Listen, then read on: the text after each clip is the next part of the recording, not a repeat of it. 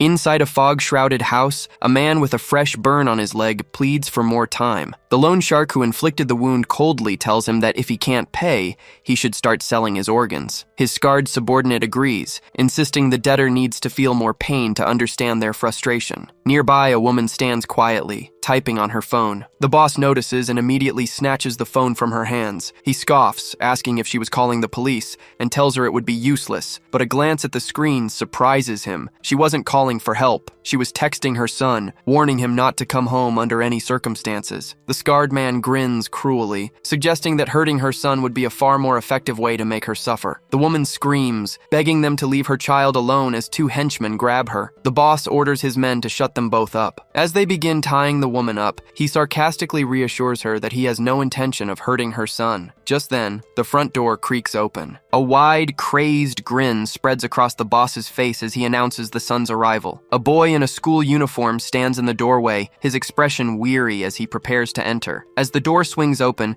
his mother, now gagged and bound, desperately pleads in her mind for him to turn back. The boy steps inside, oblivious to the armed men hiding just out of sight. He calmly takes off his shoes, sets down his backpack, and walks quietly into the house. Suddenly, a red-haired goon leaps from behind a wall, swinging a baseball bat. The weapon connects squarely with the back of the boy's head. His mother watches in horror, tears streaming down her face as she struggles against her restraints. The henchman freezes, realizing his bat is completely stuck, as if held by an invisible force. In the next instant, the boy spins around and delivers a single devastating punch to the man's face. The goon crumples to the floor, and the entire room falls silent in disbelief. The loan shark stares, terrified, wondering what kind of monster he's just provoked. A powerful aura now radiates from the boy, who glares directly at the boss with a clenched fist. The boss screams at his men to take the kid down. As another thug swings a bat from behind, the boy effortlessly dodges the attack. He pivots and drives his fist into the man's ribs with enough force to crack bone. The henchman gasps in pain, spitting, but before he can recover, the boy strikes the exact same spot again, shattering his ribcage. The man screams, his face twisting in agony. As he does, another thug lunges forward with a kick, but the boy dodges it with lightning-fast reflexes. He counters with a swift kick to his attacker's knee,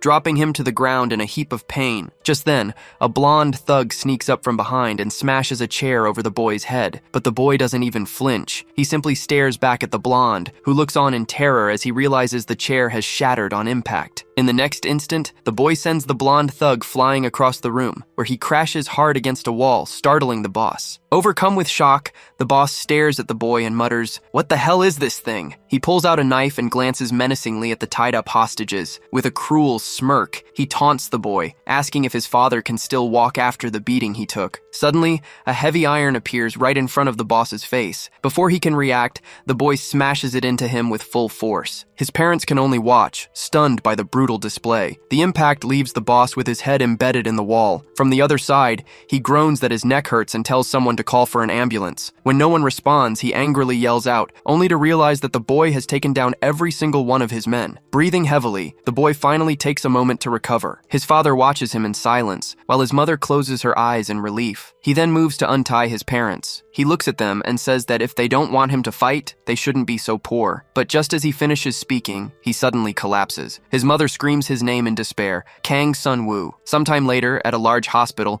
the emergency room is in chaos. Wounded men are groaning in pain as doctors rush to treat them. Amidst the commotion, a well-dressed man in a suit and glasses stands at the reception desk. He asks the receptionist what's going on, and she explains that a loan shark's crew got into a fight. Apparently, they kidnapped a high school student's parents, and the kid single-handedly took down all 10 of them. The man is stunned by the story. Nearby, the injured loan shark orders his men to finish the kid off, but one of them points out that Kang Sun-woo is the one paying for all their hospital bills. The blonde thug then adds that the Black Bear is on his way, claiming the protagonist is done for. Hearing the name Black Bear piques the suited man's interest. He quickly asks the receptionist for the student's room number, and she tells him it's 202. Without another word, he sprints down the hallway. As he runs, he thinks to himself that if the Black Bear is involved, this student might be a promising candidate for a fighter. This could be the perfect chance to verify his potential. He stops in front of room 202 and and reads the name on the plaque, Kang. The man sighs, noting that it's unfortunate the boy got involved with someone like the Black Bear. Peering through the small window, the man in the suit pities the student inside. In the room, Kang faces an impossibly tall and muscular man, whose physique seems almost inhuman. This man, the Black Bear, remarks that he never expected to be called out for a mere high school delinquent. He tells Kang not to take it personally,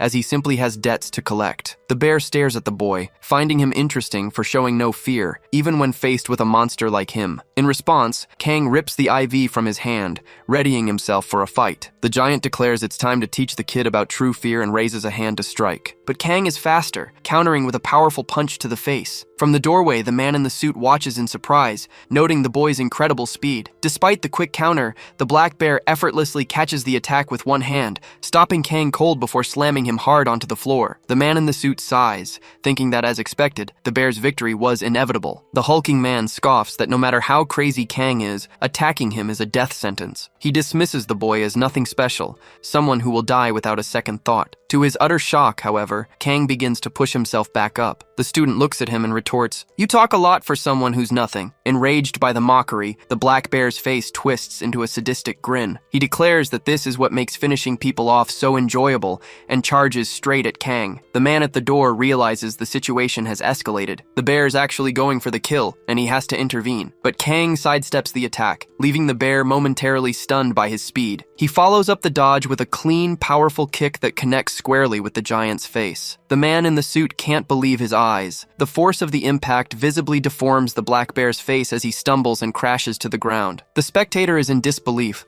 muttering that he's never even heard of the Black Bear being knocked down before. But the giant doesn't stay down for long, rising to his feet in a pure rage. The man in the suit nods to himself. It made sense that the man known as the King of Physique wouldn't be defeated so easily. The Black Bear sneers at Kang, asking if he really thought a kick from a mere student could take him out. Before he can finish, Kang lands another solid punch right on his jaw. "This makes no sense," the man at the door whispers. Kang follows up with another extremely powerful punch, and the Black Bear staggers, clearly dazed from the repeated blows. Despite his daze, the giant manages to grab Kang, wrapping him in his massive arms. He growls that he's being forced to use his best move on a high schooler. The spectator's eyes widen in alarm. He recognizes the hold as the Black Bear's signature move, the Bone Crusher, and knows he has to stop it immediately. The Black Bear begins to crush Kang against his body with all his might, laughing like a madman that the boy is starting to look ridiculous. Finally taking action, the man in the suit bursts into the room, shouting for the bear to stop. But the hulking man ignores him, squeezing even harder as Kang is caught in the deadly hold. The man who tried to intervene can only watch in terror. A heavy silence falls over the room, freezing everyone in a moment of unbearable tension. The hulking man is stunned. He wonders if his senses have gone numb because he's certain he used all of his strength. Suddenly, Kang moves, placing a hand on the man's shoulder and startling him. The brute demands to know how Kang is still moving, and why his bones haven't shattered. Enraged, the man squeezes with everything he has, vowing to go all out this time. But as Kang slowly rises to his feet, the brute can only repeat his question in disbelief. Before he can get an answer, Kang lunges forward, delivering a monstrous headbutt straight to the man's face. Now sprawled on the floor, the man dazedly asks if Kang's bones are reinforced with metal. In response, Kang delivers another headbutt, even more powerful than the last, completely crushing the man's face until his features are utterly deformed. He continues his relentless assault with a flurry of insane headbutts. The man in the suit finally steps in, telling Kang to stop since the bear is already unconscious. He urges Kang to calm down for now. He warns that if the fight escalates any further, cleaning up the mess will be difficult. He then pulls out his phone and makes a call, calmly reporting that a man in room 202 of Building B has suffered a cranial injury from a car accident. Hearing this, Kang turns to him and demands to know who he is and if he's working with the criminals. The suited man looks at him seriously and proposes a partnership. Kang immediately scoffs, asking what kind of nonsense he's talking about. Just then, a team of people in strange outfits carrying suspicious-looking equipment enters the room. The team's eyes fall on the bear's unconscious body, and they ask the suited man if they should begin the cleanup. He confirms that the bear won't be waking up anytime soon, and they get to work. Kang watches in silence, completely baffled and frustrated by the bizarre turn of events. The man in the suit approaches Kang and hands him a business card, explaining that the contact on it can give him what he's looking for. Kang takes the card, still confused. The man adds that all Kang has to do is fight for the person he serves. On the card is a strange symbol with a syringe. Disgusted, Kang crushes the card in his fist and tells the man to go to hell. hell. Furious with the whole situation, he gets up and storms out. On his way, he tosses the crumpled card into a trash can, muttering that he has no interest in making money by fighting and wondering what kind of scam they were trying to pull. Watching him go, the suited man remarks that while the boy has good judgment, that kind of mindset can change in an instant. Later, Kang is in a bathroom washing his face after the fight. He reflects that even though his life is a mess, he still wants to honor his mother's one dream for him, to stay out of trouble. Just then, the bathroom door opens, and a man in a brown coat, his father, asks what he's doing there. His father stands by the door, questioning where Kang thinks he's going in his current condition. Kang snaps back, asking who he thinks is responsible for it. He angrily reminds his father that he was once a boxing champion, yet he did nothing and ended up buried in debt. Kang mocks his father's so-called champion pride from a small local gym and demands to know why he was really kicked off the national team. He finishes his tirade by accusing his father of caring more about his worthless pride than about the health of his sick and weakened mother. His father offers no response. As Kang turns to leave, the man warns him not to even think about leaving the hospital. Pausing at the door, Kang mutters that he hates all of this. Suddenly, a wave of dizziness washes over him. Kang collapses to the ground, clutching his head in pain. He figures it's from a lack of sleep, but admits to himself that his head always starts throbbing whenever he sees his father. Lying there, he thinks about how much he hates the old man, who barely brought any money home and was always covered in injuries. He remembers his father bowing his head to the parents of the bullies Kang had fought, a memory that fills him with shame. Kang wants nothing to do with him, refusing to believe his father thinks he did everything he could. It feels like he's just sinking deeper and deeper into a hole. As a high school student, he feels powerless to change his life. He can't even get a job on a fishing boat, let alone make enough to cover their daily expenses. A memory surfaces of some kids calling him to hang out, but he just ran off claiming he was busy. Another, more painful memory follows. A group of thugs smashing his motorcycle, leaving him completely screwed. Dealing with those bullies only made his father's debt worse. And through it all, he can't bring himself to leave home, not when it means abandoning his mother. His life, he concludes, is a complete mess. Sometime later, Kang wakes up on a stretcher, now dressed in patient clothes. He realizes he must have passed out again, and wonders when they moved him to a different room. Grabbing his phone, he checks to see how long he's been unconscious. He notices a strange message from his father. It says the time has finally come to tell him everything, and that he would do so tonight. Kang can only wonder what other secrets the old man has been hiding. Ignoring his father's text for a moment, he immediately calls his mother. When she picks up, he anxiously asks if everything is okay. His mother's voice is frantic. She warns him not to come home under any circumstances, explaining that gangsters are waiting there. To Kang's surprise, she reveals that she was the one who had him moved to a different room and registered under a new name to keep him safe. He asks where she is, and she tells him she's hiding in a motel near a police station. She insists that he shouldn't worry about her and that she can't stay on the phone for long. She tells him to keep moving for now before abruptly hanging up. After the call ends, Kang stands frozen for a moment, furious with himself. He realizes it's his fault his mother got involved with those thugs. Without a second thought, he bolts out of the room, determined to find his mother. But just as he does, his phone rings. It's his father. Kang answers, but the voice on the other end isn't his dad's. A stranger asks if he is Mr. Kang's son. Kang confirms that he is, and asks who's calling. The man on the line explains that something terrible has happened. His father collapsed and is now unconscious. The news hits Kang like a punch to the gut. The scene flashes to his father lying on the ground, badly injured, with two friends desperately trying to help him. Later, at the hospital, Kang stands beside his father's bed in the intensive care unit. The man is covered in bandages from head to toe, unconscious and kept alive only by the steady rhythm of the machines. A doctor explains that the surgery is incredibly complex, with the initial cost alone exceeding 100 million won, not including the years of expensive treatment that would follow. The news shatters Kang, and he breaks down, crying in a corner, completely overwhelmed by the situation. He blames himself for everything, drowning in guilt and regretting every harsh word he ever said to his father. Feeling utterly lost, he doesn't know what to do. Then, a memory flashes through his mind, the offer from the man in the suit, and the business card he had thrown in the trash. A desperate hope ignites within him. He has to find that card. He sprints out of the hospital and races back to room 202, the place where he fought the black bear. Bursting through the door, he drops to his knees and frantically searches through the trash can, man, but it's no use. The card is gone. Kang's despair returns with crushing force. He blames himself all over again, crying as he apologizes to his father, convinced there's nothing he can do to help. In his sorrow, he mutters that it would have been better if he had just been finished off back then. Just then, a voice comes from the doorway. The same man in the suit is standing there. He asks if Kang is looking for the card and if he's had a change of heart. Kang immediately gets to the point, asking how much he can be paid. The man replies that he can earn at least 10 billion won, an amount that leaves Kang stunned. The man adds that even if he doesn't win, the popularity he gains will still bring in a lot of money. He then asks if Kang is ready to come with him. The scene shifts to a different room, where the two are sitting across from each other at a table. The man in the suit advises Kang to take his time and not rush into signing the papers. As Kang reads the document, he comes across the name Fighting Ward Strange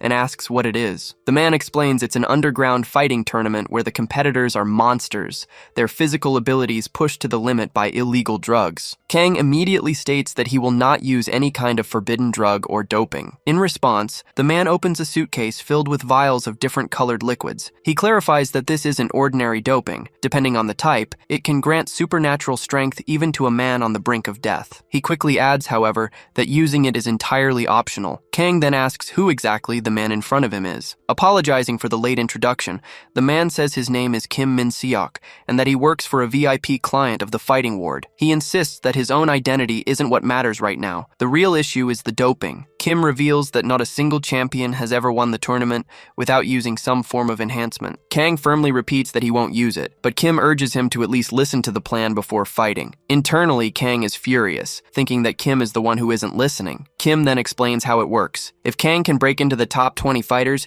he'll be able to choose a sponsor. At that point, he can select the VIP that Kim works for, who will then support his path to victory. Kang, needing only the money, says he accepts and tells them to just pay him already. But Kim reveals the catch. That's a problem, he says. You only get paid if you enter the tournament. The condition catches Kang completely by surprise. Kang can't believe it. He asks if Kim is kidding, demanding to know if this means he actually has to work with him. Kim tells him to calm down, then cuts straight to the point, asking if the money Kang needs is to keep his family safe and healthy. Confused, Kang demands to know who Kim is and how he knows about his personal life. Kim lays out the offer. If Kang fights for his boss, his family will be protected. His father's hospital bills will be paid in full, and the debt collectors will be dealt with permanently. Kang is skeptical, asking how he could possibly trust a stranger. Just then, his phone rings. It's his mother, and he quickly answers. Fearing the worst, he asks if something is wrong. To his surprise, his mother tells him she heard he'd already paid for his father's treatment, and even sent bodyguards for protection. Kang is left speechless. Seizing the moment, Kim adds that a safe house is also being prepared where his father can recover in peace. Kim presses his advantage, stating that Kang doesn't have many other options. Forced into a corner, Kang tells his mother that he sent those people and that he has to go. He promises to call her back later and hangs up before she can protest. With his family's immediate safety seemingly secured, Kang looks relieved. He turns to Kim and asks if all these expenses will be deducted from the 10 billion won prize. But Kim reveals that 10 billion is just the starting amount. He explains that depending on how many people bet on Kang,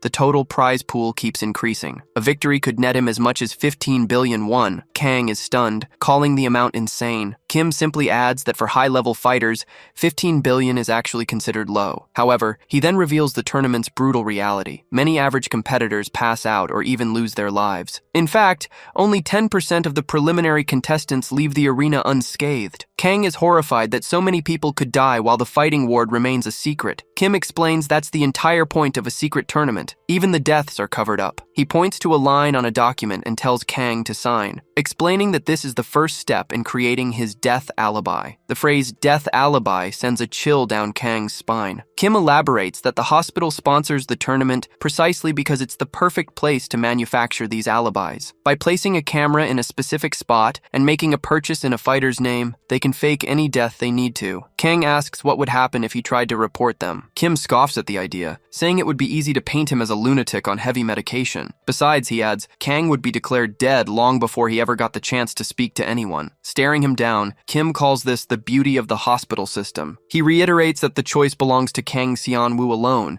and notes that some people take days to make their decision. But Kang doesn't hesitate. He simply tells Kim to keep his promise, then sits down and reaches for the pen to sign the contract. As Kang picks up the paper, a malicious smile spreads across Kim's face. Suddenly, a nurse approaches Kang from behind. He turns to question her, but before he can react, she jabs a syringe deep into his neck. Kang yanks the needle out, angrily demanding to know what's happening. But the drug works fast. His vision blurs, and he collapses to the floor. As Kang loses consciousness, Kim apologizes, explaining that it's just a bit of anesthesia to take him to the arena. Kim reminds the unconscious Kang that his relatives will only be safe as long as he fights in the tournament. Sometime later, Kang begins to stir, his vision filled with a blinding light and the silhouette of a man standing over him. Disoriented, he wonders if he might be dead. As his eyes fully open, he sees a man in strange clothes and silently questions what is happening to him. Soon he hears the clamor of people coming through a nearby door. Lying on a stretcher, Kang asks the man where he is. The man simply tells him to stay quiet and keep moving, promising he'll soon find out. With a look of genuine fear, he adds that this place is hell. Meanwhile, in an office elsewhere, two men were in discussion. One was Cha Eun-woo, the vice leader of the Hosen group. He turned to Kim, questioning if his plan made any sense at all. Staring at a photo of Kang, Eun-woo asks incredulously if a high school student is truly their new representative,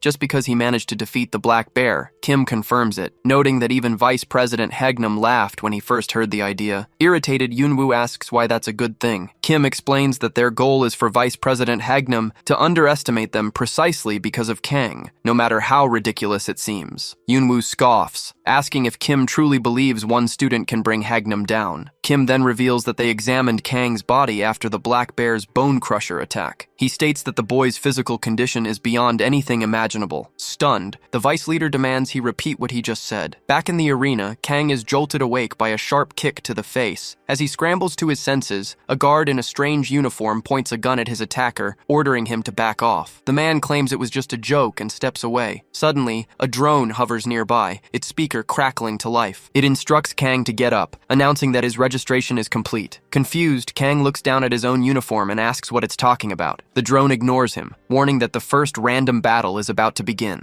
The drone explains the rules. 200 fighters will be assessed for suitability before proceeding to the main arena. It reveals this is a doping test system, where each fighter has been given a random injection to enhance their physical abilities. As it speaks, VIPs are already watching from afar and placing bets on the winners. Kang's opponent immediately grabs his syringe to use it. Kang, however, refuses. He thinks about the promises he's already broken to his mother, like the one about not fighting, but he vows to himself that he won't break his promise to never use drugs. A sudden scream snaps him out of his thoughts. He turns to see his opponent's empty syringe lying in a pool of blood on the ground. The man himself has transformed, his body now grotesquely altered and radiating an aura of pure, uncontrolled power. His face twisted into a terrifying grimace. The fighter roars that he received the power doping as a vibrant purple aura erupts around him. Before Kang can even process what he's seeing, his opponent leaps through the air, charging at him with a powerful double kick. Kang narrowly dodges the attack. The kick slams into the wall behind him with enough force to crack the concrete. Staring at the man's bizarrely enlarged and muscular frame, Kang can only wonder what kind of monster he's been forced to fight. Kang stared in disbelief, wondering how his opponent had sprouted such dense muscles in a matter of seconds. Nearby, a camera drone hovered, broadcasting the fight to a group of wealthy spectators. A mechanical voice suddenly announced that the fighter, Han Cha-yul, had successfully boosted his power. Han roared with delight, declaring that he'd hit the jackpot with the power-up and that his luck was unmatched. He screamed about finally getting out of this place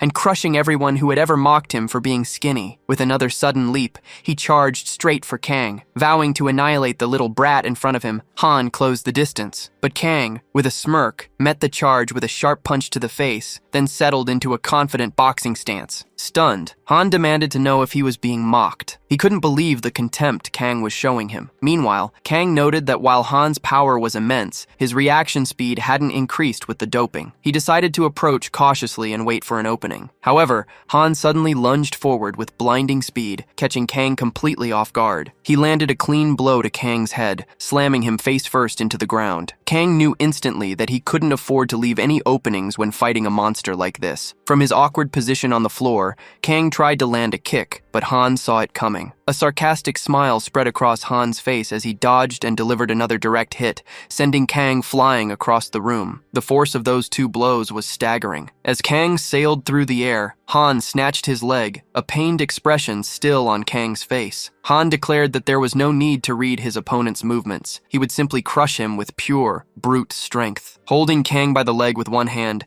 the monstrous fighter slammed him into the ground with full force. The series of heavy impacts left Kang completely bruised and battered. Han laughed maniacally, boasting that he was breaking the boy's spirit. He then crouched, preparing to jump, and announced his intention to see just how much a person could be shattered. He launched himself into the air with enough force to crack the very ground beneath him. Mid-air, he screamed that no one would ever make him leave this place again. With a psychotic grin, he declared himself the new king and came crashing down with a powerful kick aimed at the defenseless protagonist. As his foot connected, Han remarked that breaking ribs was always the best part. He kept his foot pressed firmly on Kang's chest, pinning him to the floor. Just then, a brief flashback revealed a conversation between Kim and the deputy chief, where the man stated that Kang's bone structure was 10 times stronger than a normal person's. Back in the present, Kang's hand shot up and grabbed Han's foot, startling the larger fighter. In a flash, Kang delivered a clean kick to Han's chin, forcing him to stumble backward. Han immediately tried to retaliate by grabbing Kang's leg, but Kang was too quick, twisting away and leaping back to create distance between them. Han was baffled, wondering how Kang could be so resilient without any doping. He began to suspect that the effects of his own power-up were starting to fade. At the same time, Kang noticed that his opponent's stamina was draining with every passing moment. A new plan formed in his mind. He would keep his distance and wear Han down with quick, precise punches aimed at his face. Kang moves in cautiously, but Han misinterprets this as a reckless charge and lunges forward to attack. Kang is far too quick, however, easily ducking under the wild swing. He pops back up and lands a sharp punch to Han's face, catching him completely off guard. Han tries to retaliate with a body shot, but Kang sees it coming a mile away. He dodges the blow with precision and connects with another clean punch to Han's jaw. Staggering backward, Han is stunned by the speed and power of the assault. Before he can even process what's happening, another fist smashes into his face. He simply can't keep up with Kang's movements. Kang spots a perfect opening and winds up for a devastating right hook. Just as he's about to throw it, however,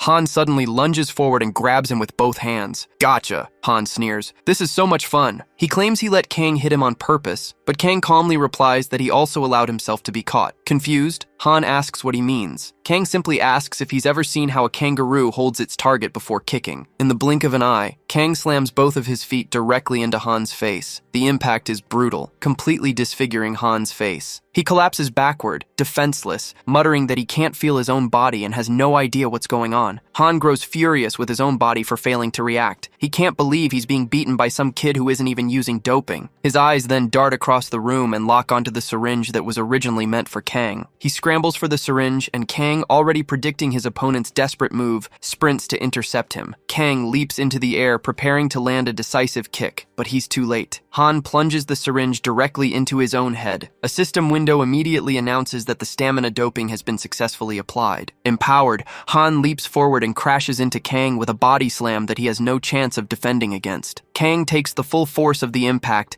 and is badly injured. Han holds him up in the air, asking if he's ever heard of a skinny punk before viciously slamming him into the ground. The floor shatters into pieces from the sheer force of the blow. Left completely battered on the broken floor, Kang lies motionless. A camera drone flies in to get a closer look, but Han angrily shoves it aside. "This isn't over yet," he snarls, looming over Kang's body. Han grabs Kang by the throat and begins to choke him, saying he needed this after taking such a beating. He declares that for punks like Kang, he's going to cut off their breathing for good. As his consciousness began to fade, a memory of his father flashed through Kang's mind. With a final, desperate burst of strength, he slammed his forehead into his opponent's face, stunning Han and sending him crashing to the floor. A nearby drone promptly announced that the game was over for the defeated player. Meanwhile, Kim and the vice leader watched the fight's conclusion on a monitor. The vice leader questioned how Han could have been finished off so easily. Kim clarified that Han didn't just lose, he died from injecting a massive amount of doping. He explained that the survival rate for mixing two different types is less than 0.05%.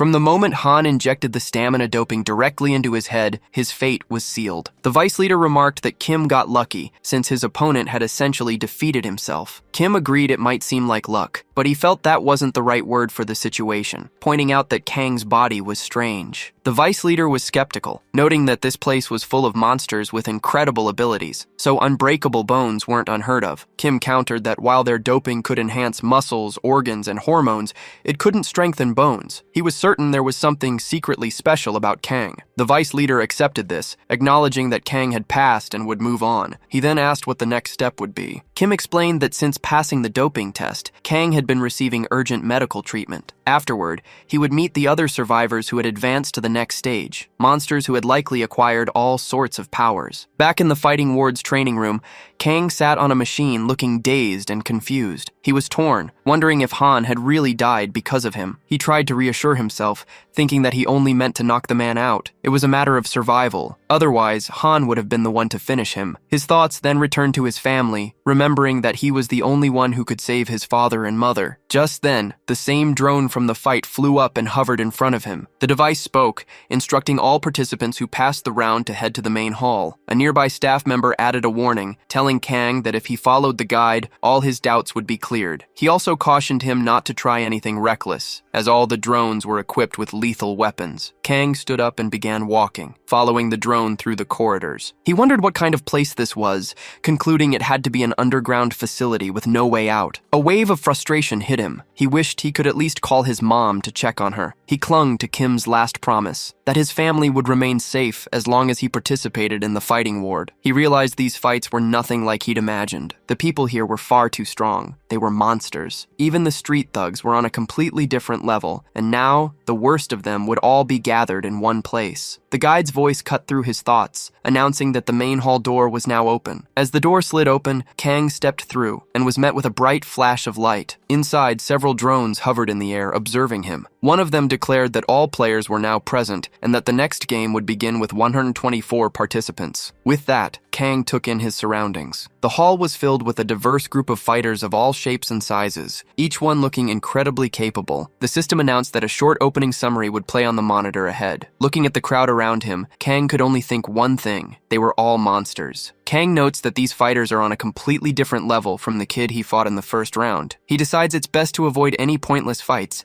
and just wait for the official matches to begin. However, a man next to him immediately calls out, asking how he even got here and challenging him to a little fight. Ignoring the man, Kang silently wishes he'd changed out of his school uniform before the summary starts. His thoughts are interrupted by a group of fighters nearby. They mock him, saying they heard he only won his first match because his opponent overdosed on drugs. Another chimes in, sarcastically suggesting Kang must be completely clean. They figure the rich VIPs watching are having a great time betting on the kid in the uniform, expecting a pathetic show. One of them suggests they should have some fun with the kid. Another man tries to give Kang some unsolicited advice. Keep his head down, walk quietly, and don't make eye contact. Kang tries to ignore them and walk away, but he's stopped by someone else. A tall, dark-skinned man blocks his path, saying he has a few questions before things get started. Annoyed and not wanting any trouble, Kang's patience wears thin. The man threatens to take him down right there if he doesn't answer. At that moment, Kang realizes that to survive among these maniacs, he has to be just as crazy as they are. Just as they're about to lunge at each other, an arm shoots out between them, stopping the fight before it can start. The tall man glares at the intruder, a man in his 30s with brown hair and glasses. Annoyed by the interruption, the tall man grabs the newcomer's arm threateningly. With a malicious grin, he asks what he's going to do now. As both men begin to emanate a powerful aura, the man with glasses simply states that Kang is just a student. He then effortlessly yanks his arm free, slightly surprising his aggressor. The tall man scoffs, asking if Four Eyes is really willing to fight him over some random kid. Seeing the situation escalate, Kang decides he can't just stand by and take the insults any longer. He prepares to attack, but before he can make a move, he freezes in fear. A drone silently descends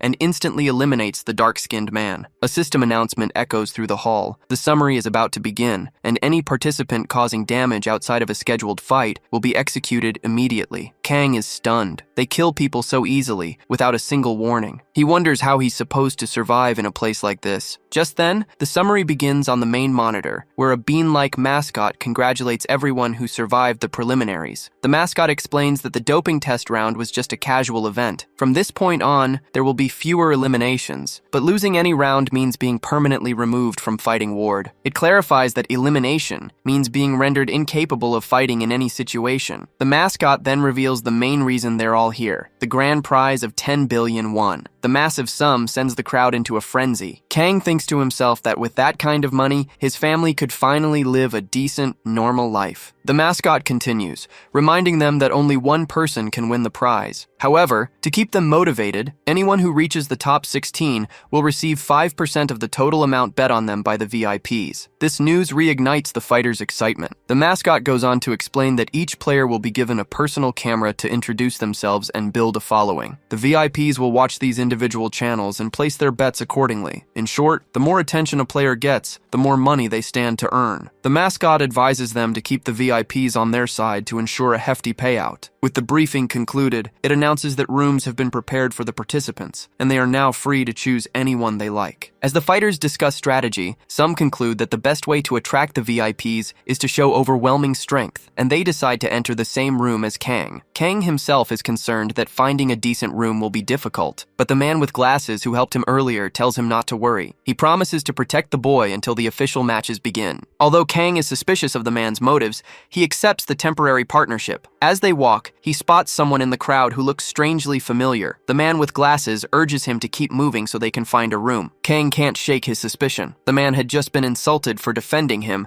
yet now he was eager to team up. Kang doesn't understand his motivation and decides he can't be trusted completely. In this place, everyone is a potential threat. The man snaps him out of his thoughts, asking why he's just standing there. Elsewhere, two other fighters observe that one room has already formed a group. They decide their best bet is to get a room near Kang's. They figure that being close to a popular fighter might get them some camera time on a channel the VIPs are watching, which could lead to more bets. After all, muscular fighters tend to be a big draw for the wealthy gamblers. In another room, three large, imposing men are gathered. Suddenly, a plain-looking young man with blonde hair and a jacket walks in, closing the door behind him. He casually remarks that it seems like a good room, a statement that startles the three brutes. They rise to their feet menacingly, but the blonde man simply asks if they can get out of his way. One of them scoffs, noting that the cameras aren't even on yet, and the kid still had the nerve to shut the door. He lunges at the blonde man, yelling that he's asking to be killed, but the young man counters with just 2 fingers. He dodges the attack and lands a clean, precise hit on his attacker's jaw, knocking the man out cold. The other 2 men in the room are shocked speechless by the display of power. The blonde fighter then coolly asks if anyone else wants to greet him. Both men hesitate, their faces filled with fear. He tells them it's better if they just stay quiet. He adds that the person he truly wants to greet is someone else. His name is revealed to be Han Min-soo, and he is 19 years old. Outside the fighting ward, a car sits on a bridge. Inside, Kim delivers bad news to the vice chief. The vice president has once again teamed up with Choi Michon, the former tournament champion. The vice chief despairs, questioning his path forward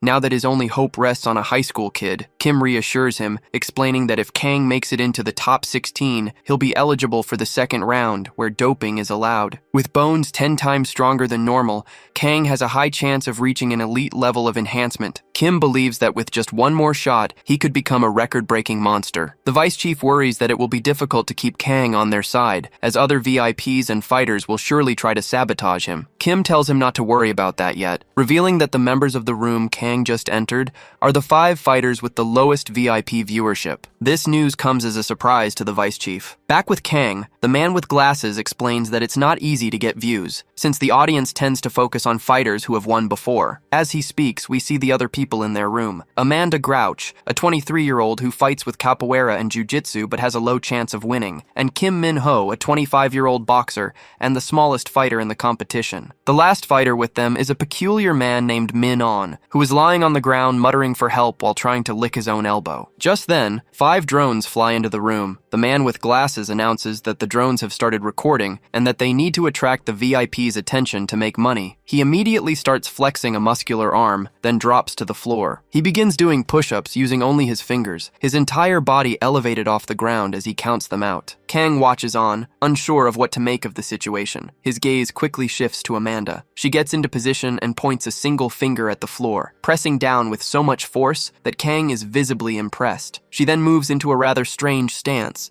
soon mirroring the other man's push-up form, but balancing her entire body weight on just one finger. The sheer strength, performed with no preparation, is astonishing. As the two of them continue their impressive display, Minho scoffs that just showing off strength is for idiots. He readies himself and then launches forward with an absurd burst of speed. Kang can only wonder how someone could be that fast. All the while, Minon continues his strange attempt to lick his elbow, rambling confusingly. Watching the bizarre behavior of everyone around him, Kang thinks the whole scene is completely insane and wonders who on earth would waste their time watching this. Suddenly, a system announcement declares that the matches for all 124 fighters have been decided. Everyone in the room immediately looks toward the large screen to check their opponents. Kang's opponent is a man named Kai, who has red hair and an X-shaped scar across his face. In another location, Kim and the deputy chief are also looking at the matchups. The deputy chief asks if this Kai is a good fighter. Kim replies that Kai hasn't lost a single match since his days as a practitioner of a martial art called Lethwei. Confused, the deputy chief repeats the name, admitting he's never heard of it. Kim explains that Lethwei is similar to Muay Thai in many aspects, but it's significantly more brutal and damaging. The deputy chief is surprised, pointing out that Muay Thai is already considered one of the most powerful combat sports where most attacks cause major damage. Kim confirms that Lethwei is even worse. Not only do they fight without gloves, but headbutts are also allowed. He explains that fighters always aim for the face or head. It's ironic since the skull is one of the strongest bones in the body, yet any serious damage there can be fatal, which is why the sport was banned from official tournaments. But the most dangerous aspect of Lethwei lies elsewhere. Strikes to the back of the neck and even to the spine are permitted. Hits that can easily kill an opponent or leave them in a vegetative state. Kim continues, explaining that Kai honed his combat experience in the fighting ward. After his professional career, he was exploited by an organization and has been fighting there ever since. The deputy chief asks about this organization, and Kim clarifies that official ring fights were no longer satisfying for Kai. He started seeking out famous street fighters, which is how he caught the attention of the group that now controls him. The deputy then asks if Kang Seonmu truly has a chance of winning. Kim admits that's precisely what he's curious to find out, a response that startles the deputy. He adds that Kang Seonmu, along with the Black Bear, are the only two fighters who have never received any formal martial arts training. The scene then shifts back to the fighters' quarters, where 28-year-old Kang Seonmu is just waking up. He and the other men in the room rise from their capsule-shaped beds. Kang wonders how long he was out, immediately noticing that his body feels significantly lighter than before. Confused by the strange sensation, he suddenly recalls that this isn't the first time he's felt this way. It's the exact same feeling he had after his brutal fight with the Black Bear back at the hospital. Realizing what's happening, he confirms it to himself. He feels much stronger now. The man with the glasses tells him not to be so surprised. He explains that Kang's muscles were pushed to their absolute limit, and because they recovered without any permanent damage, they've actually grown stronger. The man speculates that Kang had likely never pushed himself that hard before his battle with the Black Bear. He continues, guessing that Kang has also recovered his usual speed, and wonders aloud if he used some kind of recovery-type doping agent. Changing the subject, Kang says he's been curious about something. He asks the man why he risked his own safety to defend him the other day. The man explains that he did it because Kang reminds him of his son. He admits that while he tries to be a good father, his son doesn't like him very much, and is currently in deep debt with loan sharks. When Kang points out that the man is in this death game too, he nods, saying he's here to try and set things right. He finishes by explaining that seeing Kang alone reminded him so much of his son's predicament that he couldn't just stand by and do nothing. Kang bluntly tells the man to stop wasting his time on him. He urges him to focus on surviving so he can go back and take care of his own son, because if he dies here, none of his efforts will mean anything. The man seems taken aback for a moment by Kang's words. Then he playfully puts Kang in a chokehold, asking him to help him out one more time, though Kang insists that's not what he meant. Their interaction is cut short by an angry shout. They turn to see Minhan, who is indignantly demanding to know why he isn't scheduled to fight in the main arena. He proudly boasts that he's the guy who can touch his own elbow with his tongue, as if that proves his worth. Ignoring the outburst,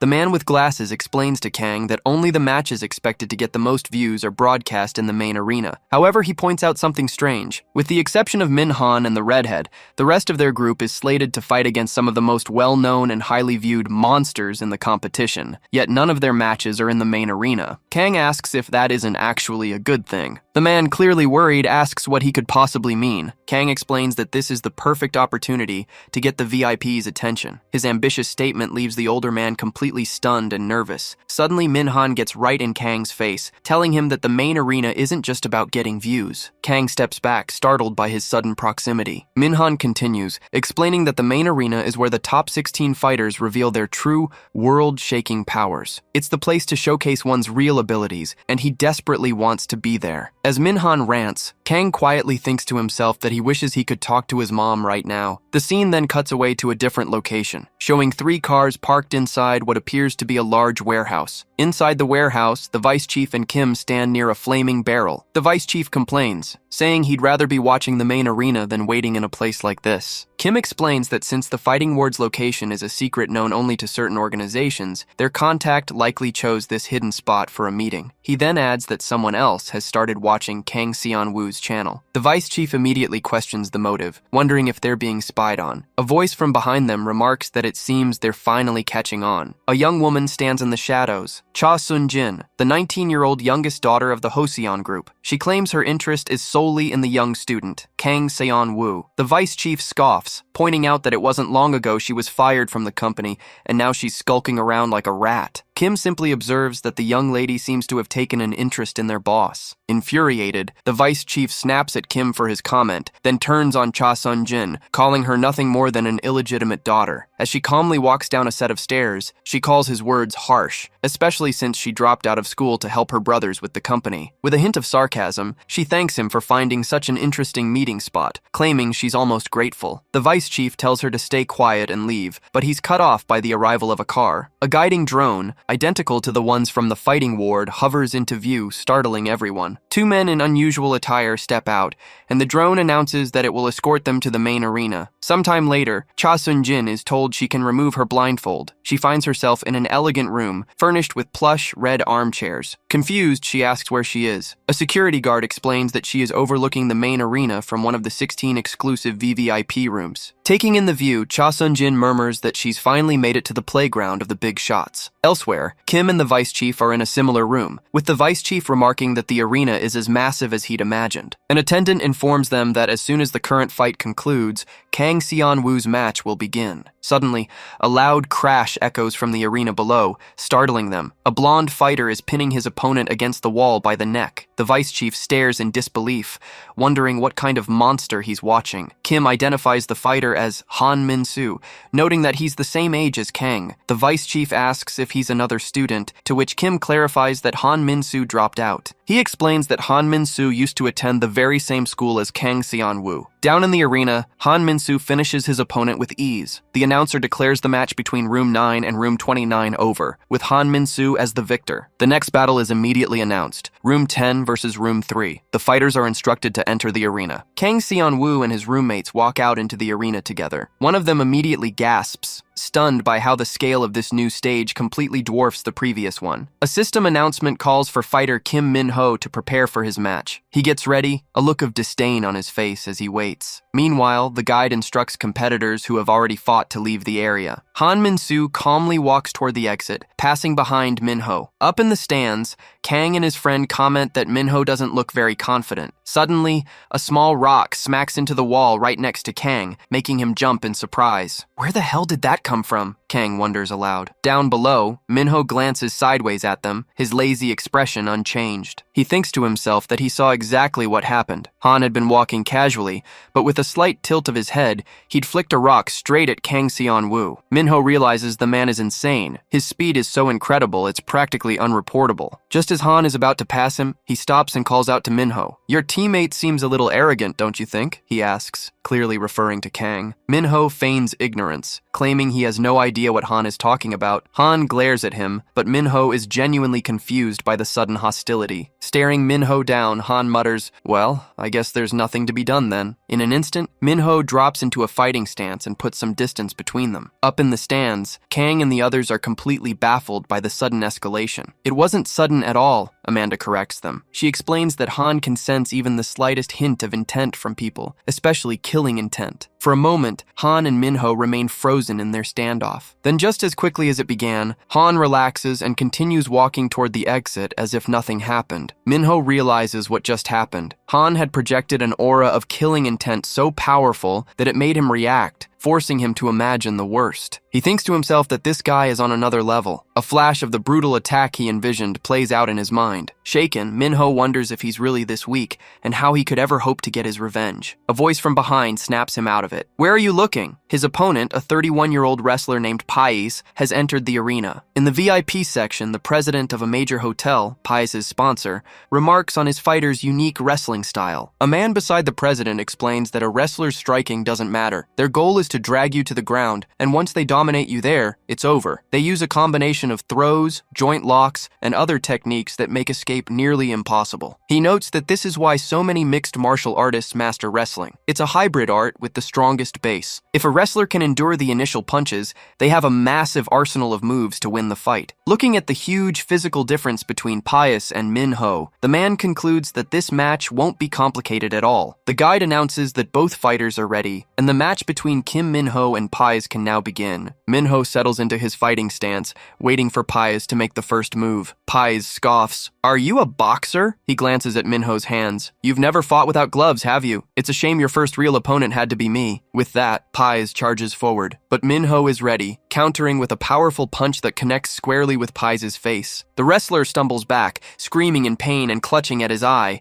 which is already badly injured from the single blow. Pais screams in agony, now completely blind in his left eye. Min scoffs, asking who the weak one is now. Panicked, Pais knows he has to grab his opponent quickly. With his vision severely impaired, a close-quarters fight is his only chance. The lack of sight is terrifying. Min's speed is overwhelming, especially on his blind side. Before Pais can react, Min lands another powerful left punch squarely on his face. He immediately follows up with a right, each strike landing with crushing force. Pais lunges forward, shouting a curse as he tries to grab him, but Min evades the clumsy attempt with incredible speed. He then unleashes a flurry of blows all over Pais' body. As the hits rain down, Pais realizes the vision in his remaining eye is starting to fade as well. All he can see is a blurry silhouette of Min relentlessly attacking him. From the stands, a spectator assumes the fight is over, but Amanda calmly says it isn't. To the surprise of those around her, she points out that Pais is beginning to block some of the attacks. She's right. Somehow he's starting to adapt to Min's movements. Min suddenly senses a shift in the fight and grows cautious. In a flash,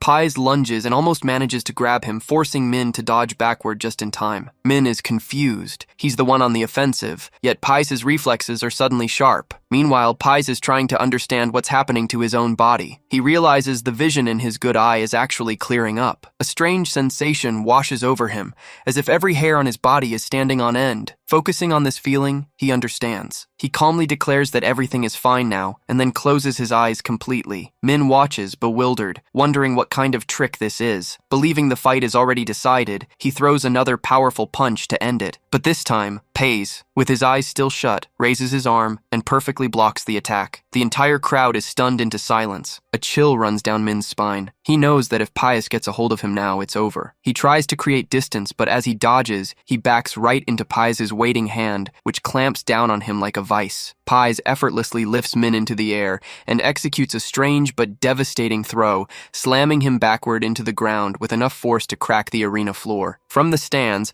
an onlooker identifies the move as a hip throw. The VIP who sponsored Pais is baffled, asking how he suddenly got stronger from being beaten. His subordinate explains that by losing his sight, Pais seems to have undergone a sensory awakening. Min lies on the broken floor, badly injured from the impact. Pais looms over him, saying he should be grateful. Losing an eye was the key to awakening his true power. Just as he finishes his sentence, a powerful right hook smashes into the side of his face. Despite being on the ground, Min wasn't out of the fight. His punch landed squarely on Pais' remaining eye. Pais stumbles backward, screaming in agony as his world goes completely dark. The The VIP remarks that even with awakened senses, a man can't see if he has no eyes. As Pies writhes on the ground, the VIP's subordinate notes that Min held up surprisingly well. He then points out that the situation is irreversible because Min isn't even conscious. Shocked, the VIP asks if he truly landed that last punch while passed out. Down in the ring, Min lies motionless on the ground, his fist still raised from the final blow. Amanda watches with concern, hoping Min wakes up soon. She fears Pies might still be able to locate him, even without his sight. Meanwhile, the blinded fighter slowly gets to his feet, disoriented by the total darkness. Pies roars in frustration, shouting that he can't see a thing. But then, something shifts. A new kind of perception floods his mind. He can feel the individual grains of sand beneath his feet and hear the faint rhythmic beat of Min's heart. The subtle changes in air pressure against his skin become as clear as day,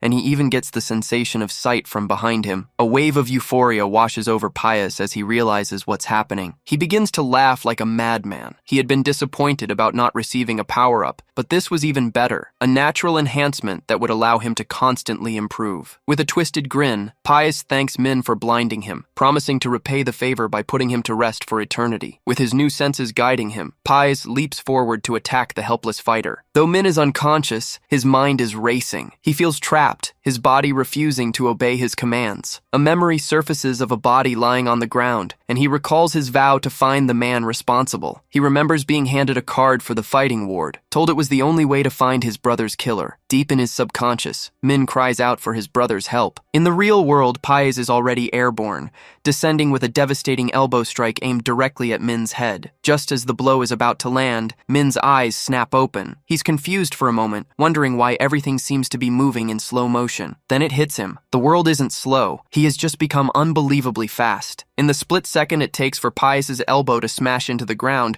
Min has already vanished from the point of impact. The crowd gasps, stunned by the sudden turn of events. Pies, pushing himself up from the crater he just created, demands to know how Min escaped. Standing a short distance away, Min simply smiles. He thanks Pies for awakening sensations he hadn't felt in a very long time. Now that he's rested, Min feels like he's back at the top of his game. Pies grows frustrated, realizing the kid isn't just messing around. He's even faster than before. Min settles back into his fighting stance, challenging Pies to keep up. With both fighters ready, he announces that stage 1 is about to begin. Pies braces himself, sensing the attack is imminent. In a flash, Min closes the distance and throws a punch, but Pies manages to block it. The successful defense stuns Min. That shouldn't have been possible. He follows up with another strike, only for Pies to block it again. Announcing he's moving to the next level, Min unleashes another attack, but this time Pies cleanly dodges it. Pies lunges forward to grab him, but Min anticipates the move and quickly steps back. He can't understand how the man is able to keep up with his speed. A look of ecstasy crosses Pies' face. He explains that he can feel everything, from the tiniest muscle movements to the rhythm of a heartbeat. For him, there are no longer any blind spots. Min realizes that his current speed won't be enough. He has to take a risk. Crouching low, he gathers his strength,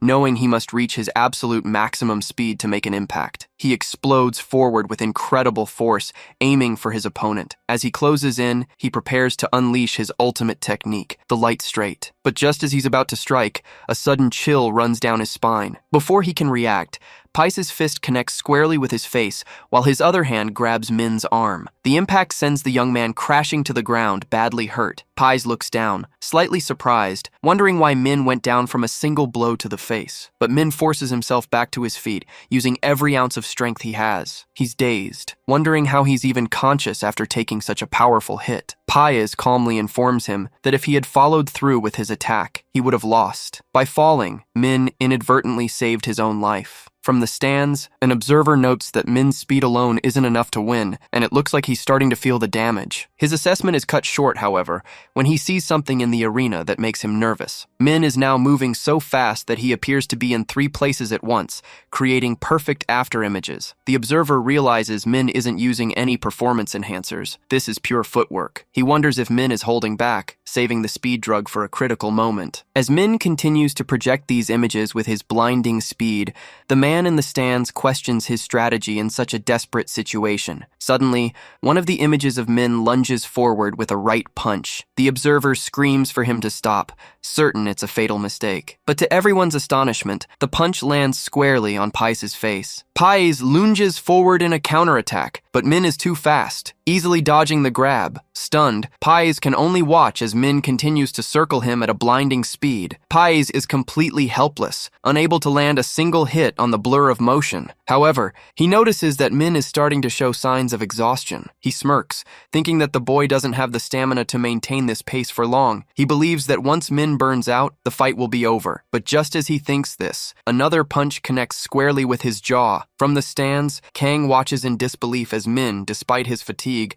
unleashes a furious barrage of high-speed punches. The assault is relentless, and Kang can't understand why Min keeps mixing in so many feints when his direct attacks are clearly working. Amanda explains that the feints are the core of his strategy. As Min continues to land powerful blows, she clarifies that Paise has lost his ability to track him properly. Because of this, Paise is unconsciously ignoring the feints, which is precisely why the direct attacks are landing. Kang suggests it's a simple trick, but Amanda shakes her head. It's far more complex than that. Kim Minho is capable of deceiving multiple senses at once. She elaborates that while sensory doping makes it easier to perceive movement, it takes immense training to process feints at Min's level. The sheer volume and speed of his movements are designed to overwhelm the mind, pushing it into a state of chaos. Min is intentionally causing a mental breakdown in his opponent. Amanda admits she's impressed and a little frightened by how quickly Min adapted after realizing how well Paise could read his initial attacks. On the field, Min continues his fluid assault, hammering Paise's face with punches. In the VIP room, one of the spectators grows agitated, questioning if Paise is actually going to lose to a mere kid. His subordinate advises him to calm down and look closely at Paise's expression. It's not the face of a man who's losing, it's a look of pure ecstasy, as if he's enjoying the beating. Then, in a sudden, swift motion, Paise's hand shoots out and grabs Min. With a wicked smile, he declares that his senses have won, before landing a seemingly fatal blow. Caught in his opponent's grip, Min appears helpless. Paise finishes the attack by brutally slamming Min's head into the ground with devastating force. The entire crowd is stunned into silence by the sudden turn of events, and even the VIPs are taken aback. But then, something impossible happens. The body on the ground begins to dissolve into thin air. Paise stares in confusion, certain that he had grabbed and struck the boy. A moment later, the real Min appears, standing perfectly unharmed right in front of him. From the stands, Kang is baffled, wondering how Min could have possibly escaped the attack. Amanda provides the answer. The punches Min had been landing weren't just physical, they were directly affecting Paise's brain. Kang is taken aback by Amanda's analysis. She explains that Min wasn't just hitting randomly, he was specifically targeting Paise's skull. When the head takes a blow like that,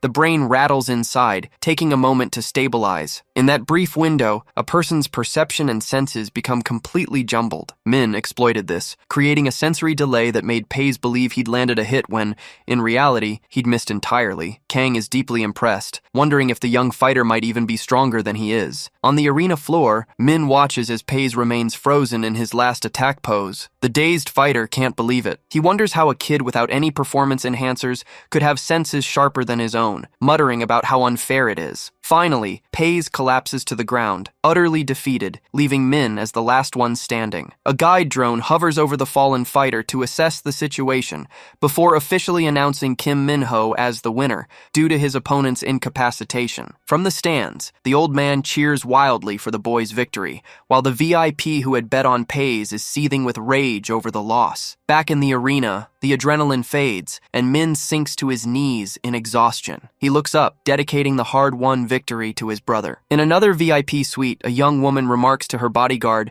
that the fight was on a completely different level. She finally understands why the old men get such a thrill from these matches. Her guard, however, dismisses it as just an ordinary fight for this venue. He explains that this place is a playground for the elite, where they can unleash their darkest desires. It's a world where money and power are the only laws, and even death has no consequences. Anything goes here. Even powerful hallucinogens can get past security without a second glance. It's a paradise for those who crave experiences they can't find in the outside world. The bodyguard adds that this is why the VIPs invest so heavily in the arena, noting that the second director's aggressive attempt to seize control is a major concern. This strategy allows the director to handpick the best fighters, as he recognizes the arena's immense potential. The young woman finds his ruthless ambition impressive, understanding now why he's making such bold moves. Back with with Kang, his expression hardens with resolve. He declares that this will all be over in the next round. Elsewhere, a man watches a replay of Min's match on a monitor. An assistant approaches, addressing him as director, and reports that all 16 VIPs have now arrived. A heavily bandaged man sitting nearby notes the perfect attendance, then asks for an update on their experiment's results. The man with glasses reports that the second stage of their sensory doping was detected, but its effects unexpectedly dropped by 20%. Furthermore, none of the subjects achieved the expected regeneration effect. The bandaged man asks bluntly if the test was a failure. The researcher shakes his head, explaining that the doping's peak effects are only now beginning to manifest. He adds a crucial detail. For the first time ever, one of their subjects was completely unaffected by the drug, and he believes this anomaly might hold the key to understanding regeneration. The bandaged man's interest is piqued. He asks if the researcher is referring to skin reinforcement and if they can begin implementing it. The researcher confirms that they will very soon. Their next test subject is about to step into the arena, a powerful, red-haired fighter named Kai. The scene cuts back to Kang and the old man, waiting for the next match to begin. The old man gives Kang some last-minute advice, telling him to just give up if the fight gets too tough. Kang firmly rejects the idea, stating that surrender is not an option. The old man is amazed by his composure, wondering how he can be so calm without a single trace of nervousness. Kang simply replies that he doesn't feel nervous at all, leaving his companion speechless. Just then, a guide drone floats over to them. Its mechanical voice cuts through the air, announcing that it is now Kang's turn to fight. Kang calmly walks toward the designated door. He reflects that ever since this all began, he has lost the ability to feel fear. He had survived countless situations where he should have died, and the initial shock and tears eventually gave way to complete numbness. Over the years, this immunity to fear became absolute. Bullies who tried to scare or mock him were met with a blank expression. Even when they beat him, his face remained unchanged. Eventually, the bullies grew to fear his unnerving stoicism. Now, fighting is all he has left, a tool to protect the family he loves. As he looks at his opponent, he knows Kai is unlike anyone he has ever faced before. The two fighters face each other in the arena. In the stands, the vice director remarks to a man with glasses that the real show is just beginning, wondering aloud what kind of doping Kai is using. The man, Min, notes that it's his first time seeing skin reinforcement doping. The vice director asks how toughening one's skin could possibly help in a fight. Min explains that it's incredibly effective. Kai's last opponent had their skin and muscles torn to shreds. He clarifies that in this state, Kai's skin is too thick and calloused from battle training to be damaged by human strength, and that's on top of his already powerful muscles. The vice director's companion mentions that the VIPs always bet heavily on Kai. Min scoffs, annoyed that everyone is backing Kai, who relies on enhancements while Kang is fighting completely clean. A look at the betting board confirms it. Every single wager is on Kai, with nothing on Kang. But then, Min's eyes widen in shock. He points out that someone has placed a massive bet on Kang, a staggering $1 billion in cash. The vice director is stunned and immediately demands to know who did it. The camera cuts to the mysterious VIP woman from before. She's the one who placed the bet. Her bodyguard questions the decision, but she simply replies that high risk brings high returns. She explains that she's following her intuition, believing that taking big risks is the only way to break into the Puros. She's eager to see if this gamble will be a colossal failure or a massive success. Back in the arena, Kang and Kai stand face to face. The drone hovers between them and officially announces the start of the match. Kang immediately drops into a combat stance, determined to win. He quickly notices, however, that Kai hasn't moved at all, still standing casually as if nothing is happening. Kang calls out, asking if he's going to fight. Kai scoffs, replying that as a warrior, he doesn't strike the weak. He strolls toward Kang, declaring that he'll only use 10% of his power, and that Kang shouldn't even think about getting back up. Without warning, he drives a powerful kick into Kang's stomach, sending him flying across the arena from the sheer force of the blow. Watching from the stands, both the vice director and Min are stunned by Kai's overwhelming power. Kneeling on the ground,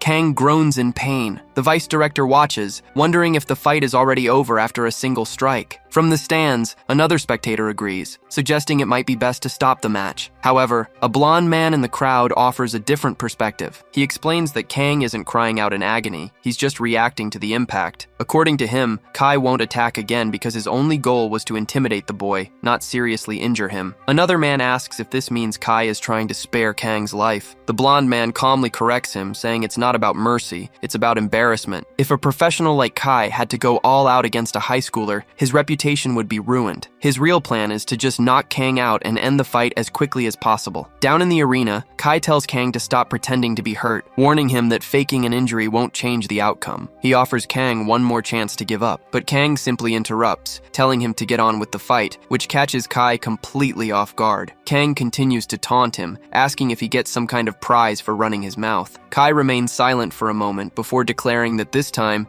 he'll make it even easier by knocking the kid out with a much stronger blow. As he prepares his attack, Kai challenges Kang to try and stop him. He lunges forward with incredible speed and unleashes a powerful kick, but to his astonishment, Kang perfectly counters the blow with an equally powerful kick of his own. The vice director, Kang's roommates, and the girl watching are all stunned by this display of strength. Kang then shifts into another bizarre stance, preparing a new attack. Enraged, Kai yells at him to shut up and charges forward, but Kang contorts his body into an impossible pose and dodges the attack with ease. Kai notices the unnatural angle of Kang's neck, realizing the dodge shouldn't have been possible. Before he can process it, Kang raises his hand and brings it down in a devastating strike, landing a direct hit on top of Kai's head. The crowd is once again shocked by Kang's raw power. Kai, now furious, glares at him and says that he gave him a chance, but that chance is now gone. Kang retorts that while giving chances is fine, a professional shouldn't be forced to his knees by a mediocre student. The force of the blow was so overwhelming that Kai was driven to the ground, unable to stand. Kang points out that he didn't even have to use his fist, mocking how pathetic his opponent is. Getting back to his feet, Kai grabs Kang firmly by the shoulders, stating that he has no choice but to get serious now. Kang struggles but realizes he can't break free from the warrior's grip. Kai then leans in, preparing to deliver a monstrous headbutt, announcing that this is 50% of his power. All Kang can mutter is a single curse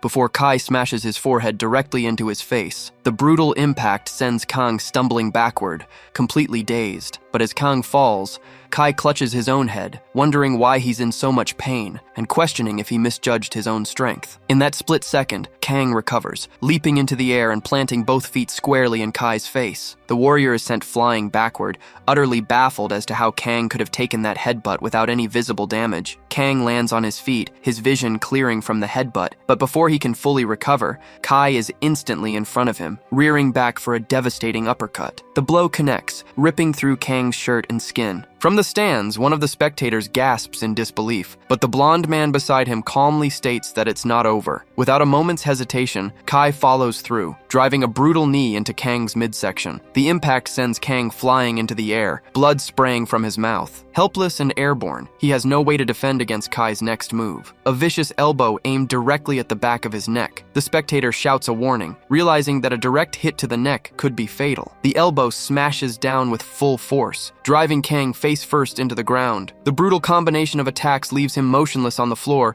as Kai stands over him, watching. The man with the glasses remarks that this is far too violent for a simple spar. The blonde man behind him agrees, calling the situation ridiculous. When asked why, he simply stares at the arena, wondering just who this Kang Seon-woo really is. Kai reflects on the final blow. He realizes that just before the elbow connected, Kang had intentionally driven his own head into the ground. He wonders if the kid is insane or if it was a desperate, panicked move. Either way, Kai can't imagine anyone surviving that without a head made of solid iron. But then, to everyone's astonishment, Kang begins to stir. He pushes himself up from the ground, shocking the spectators with his rapid recovery. Though he looks unsteady, he manages to get back to his feet as the man with the glasses stares in disbelief, asking what is happening. The blonde man speaks up, warning his companion not to mistake Kang for some weak kid. He admits that even without knowing much about him, there's something about Kang that gives him chills. Back in the ring, Kang settles into a fighting stance, his eyes locked on his opponent. Kai scoffs, telling Kang not to push himself so hard. He advises him to give up now if he wants to survive, but Kang cuts him off, tired of his opponent's nonsense. He challenges Kai, saying he's about to find out if his body is as tough as his mouth. Kai remains unimpressed, claiming that any of Kang's hits would be useless. He tells him again to just give up. To prove his point, Kai spreads his arms wide, inviting Kang to attack and promising not to even defend himself. Kang senses that Kai is underestimating him,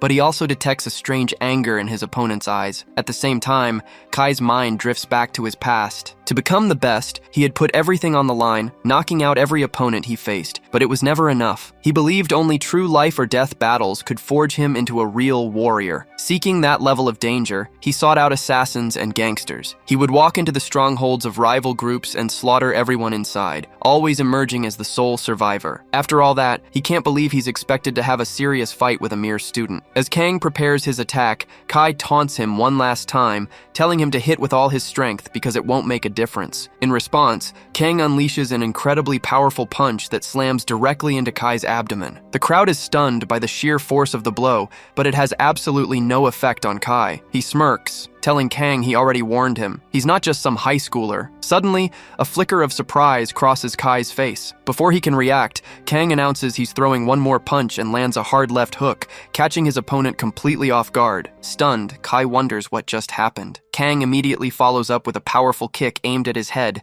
but Kai's incredible reflexes allow him to block it. He instantly counters with a punch of his own, demanding to know what Kang thinks he's doing. Kang desperately throws himself back to dodge the attack. The punch only grazes his chest, but even the glancing blow is powerful enough to tear through his clothes and skin. Shocked that he couldn't fully evade it, Kang realizes he needs to create more distance. He leaps backward, putting space between them. The two fighters stare each other down in the tense silence. Kai breaks it, asking how many more chances he has to give Kang before he finally gives up. In response, Kang just smirks. Annoyed, Kai asks if he's actually laughing right now. Kang simply asks if he's forgotten what he said earlier. With that, Kang rips off his torn shirt, revealing an incredibly muscular physique. The spectators are shocked, wondering how a boy his age could be so well built. Kang looks at Kai and asks, "Didn't I say I wouldn't defend myself?" Kai confirms that he did. Kai acknowledges that Kang is clearly not just some sacrificial lamb. He warns him to remember that this was his choice. As he speaks, his fist begins to glow with a blue, crackling aura. Seeing this, Kang's face breaks into an ecstatic smile. Kai unleashes the blue energy,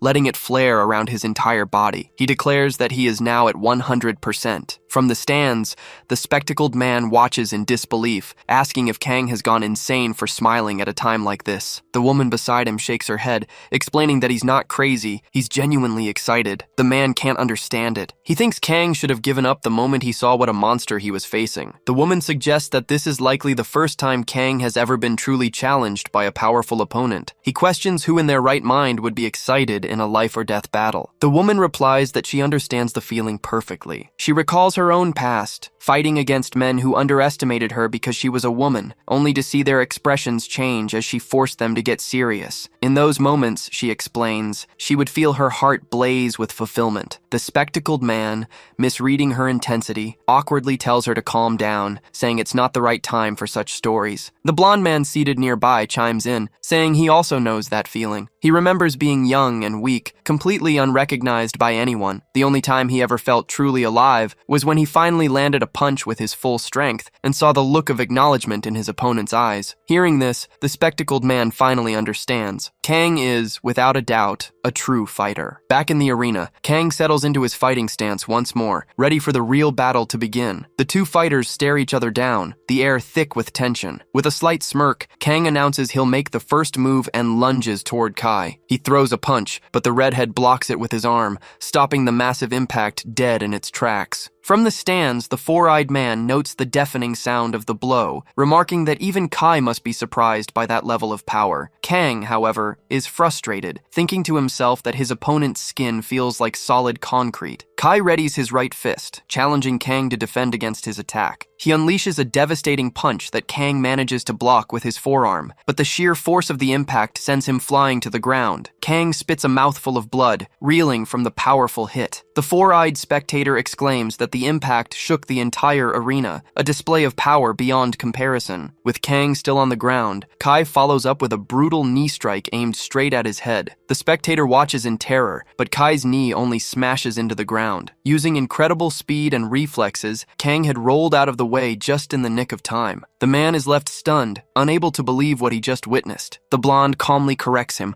pointing out that Kang didn't dodge completely. His back is torn up from the attack. As Kang gets to his feet, a strange sensation washes over him. He realizes, with a shock, that he's feeling a hint of fear. He can't believe it's someone like Kai who's making him feel this way. The redhead taunts him, saying it's time for Kang to admit that he's the one opponent he can never defeat. Kang scoffs at the notion, retorting that Kai isn't the only one who gets treated like a monster. He declares that anything Kai can do, he can do too. Fueled by this resolve, Kang throws a powerful uppercut, but Kai easily dodges it. As he drops, Kang tries to transition into another attack, attack, but it fails to connect. The failed move leaves him momentarily vulnerable, and a flicker of worry crosses his face. A wicked grin spreads across Kai's face as he announces it's his turn. From the stands, the four-eyed man realizes with dread that Kai is preparing to use his headbutt again. Bracing himself, Kang repeats his mantra. Anything Kai can do, he can do too. The two fighters charge and collide head-to-head with a sickening crack. In this brutal exchange,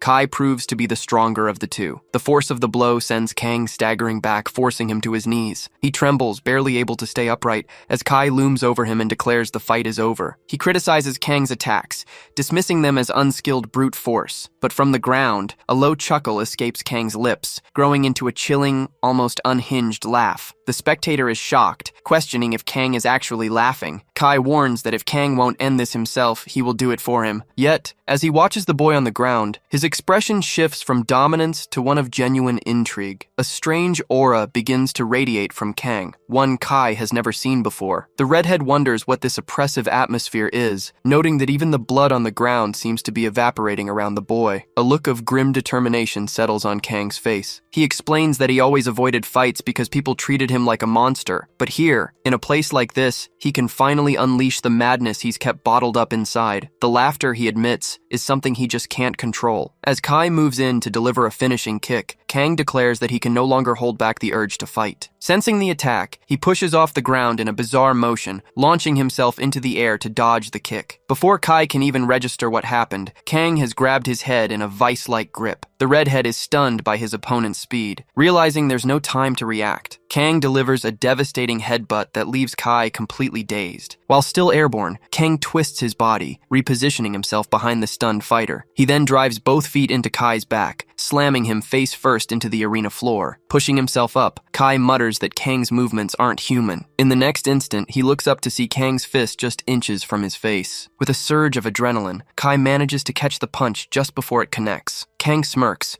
using Kai's grip to his advantage. He yanks the redhead forward and buries a fist deep into his gut. He follows up immediately with an even more powerful blow that sends Kai flying backward, the impact cracking the very ground beneath him. Stunned, Kai digs his heels in, finally skidding to a halt. Catching his breath, Kai wonders what kind of drug Kang is on to have such endless stamina. Kang lunges forward with another left hook, but Kai manages to block it. As Kai attempts a counter, Kang vanishes, reappearing behind him in a blur of motion. Before Kai can turn, Kang unleashes a relentless flurry of strikes against his back and sides. Overwhelmed, Kai can only think that this is insane. With no time to defend himself, he takes another brutal punch to the face, the force of the blow staggering him. The redhead is sent flying one last time, crashing to the floor without even trying to break his fall. A stunned silence falls over the crowd as they witness the unbelievable turn of events. Down in the arena, Kai lies motionless, seemingly defeated. His body is covered in blood. In the VIP section,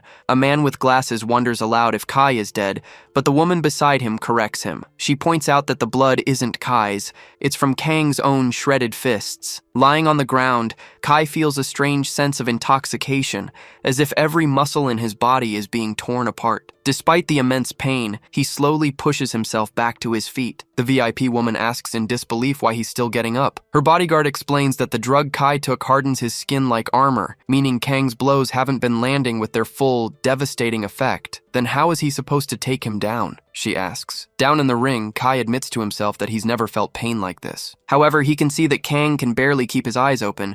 The boy has to be at his limit as well. Vowing to end it by breaking Kang's legs, Kai lunges forward, only to be surprised that his opponent can still react to his speed. Kang throws a desperate punch, but Kai deflects it with his forearm. The blow glances off harmlessly, and for a moment, Kang looks worried. Seeing his chance in that brief opening, Kai declares, "I'll finish this now." As they both lunge forward to strike, Kai feels a strange weakness in his attack. His fists are numb. He suddenly understands Kang's strategy. The boy had been taking hits in a way that specifically prevented Kai's skin from hardening. A tremor runs through Kai's body, and he can't understand why. With his strength fading, he knows there's no point in dragging the fight out. Spotting a momentary opening, Kai decides to put all his years of training into one final decisive low kick. The kick connects squarely with Kang's leg before he can react. The impact dazes him, nearly knocking him unconscious. Believing this is the end for Kang's legs, Kai moves in to deliver another crippling blow. But to Kai's astonishment, Kang retaliates with a kick of his own, meeting the attack with his shin. The force of the impact is immense, and a deep gash tears open on Kang's leg. From the stands, a spectator remarks on the sickening crack, certain that Kang's leg must be broken. Kang wobbles into a strange stance, his eyes fixed on the horrific state of his own leg. The muscles are completely torn, rendering it useless. Seeing his opponent immobilized, Kai prepares to end it all with a powerful kick to Kang's torso,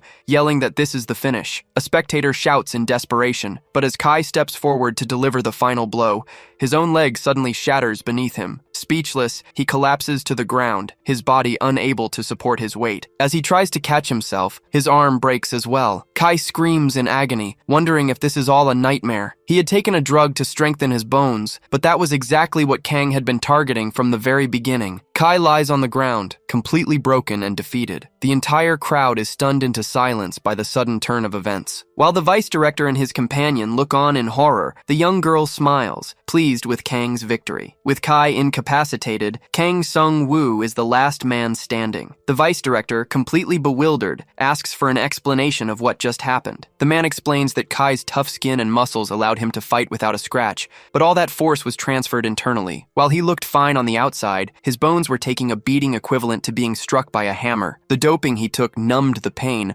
allowing him to push his body far beyond its natural limits. As a result, Kai's arms and legs are now riddled with fractures. A guide drone hovers over the fallen fighter and officially announces that with Kai unable to continue, Kang Sung-woo is the winner. Hearing the declaration, Kang lets out a triumphant shout. The spectator who had been watching intently can't believe the result, wondering aloud if Kang is some kind of zombie. Nearby, the suspicious blonde man mutters that Kang is definitely hiding something. His victory secured, Kang finally collapses to the ground, completely spent. As he lies on the ground, Kang Seung-woo thinks of his mother, silently asking her to wait just a little longer. Elsewhere, the bandaged man asks the lead scientist if he's certain Kang didn't use any performance enhancers. The scientist calmly confirms that after the first round, Kang's body came back completely clean on the doping check. Unsatisfied, the bandaged man declares he wants to know more about the boy's past and orders an investigation, starting with his relatives. Meanwhile, at a hospital, Kang's mother sits by his father's bedside. The door to the room suddenly slides open, and she tells the visitors it isn't a good time, but stops when she sees two men in suits. Confused, she asks who they are. Back at the arena, two medics carry the protagonist away on a stretcher, his body completely worn out from the intense battle. The vice director watches him go,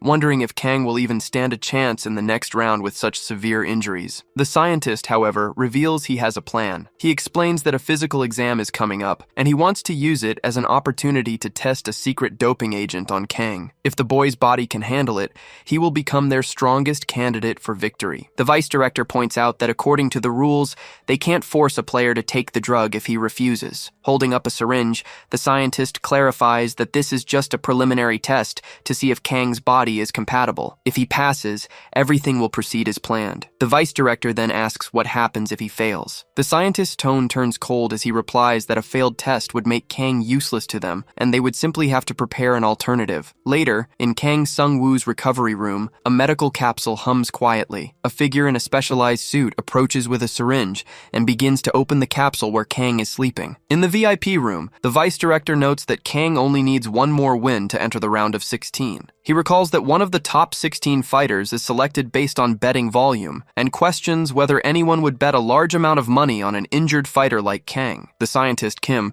reminds him that Kang has already won 2 matches without any doping, a feat no one has ever accomplished before. This alone will attract immense attention from the VIPs. If he wins again, the bets will flood in. Kim states that ultimately, winning the championship without doping is impossible, so their priority is to ensure Kang is capable of using it. The vice director agrees, reasoning that Kang is desperate enough to do anything to save his parents, including taking the drug. Kim coldly reiterates that if Kang's body is physically incapable of handling it, they will discard him in the next match. He then adds that in case of failure, they have already arranged for immediate security and medical support for his parents. Slightly reassured, the vice director comments that Kang will eventually hear news about his parents one way or another. Kim then announces that a man will be arriving shortly with the results of Kang's doping test. This prompts the vice director to ask how a simple secretary from the fighting ward wields so much power. Kim admits that he doesn't have that kind of authority and is risking his life by orchestrating this. Curious, the vice director asks why he's taking such a huge risk. Kim reveals his true motive. He is helping the director remove the elder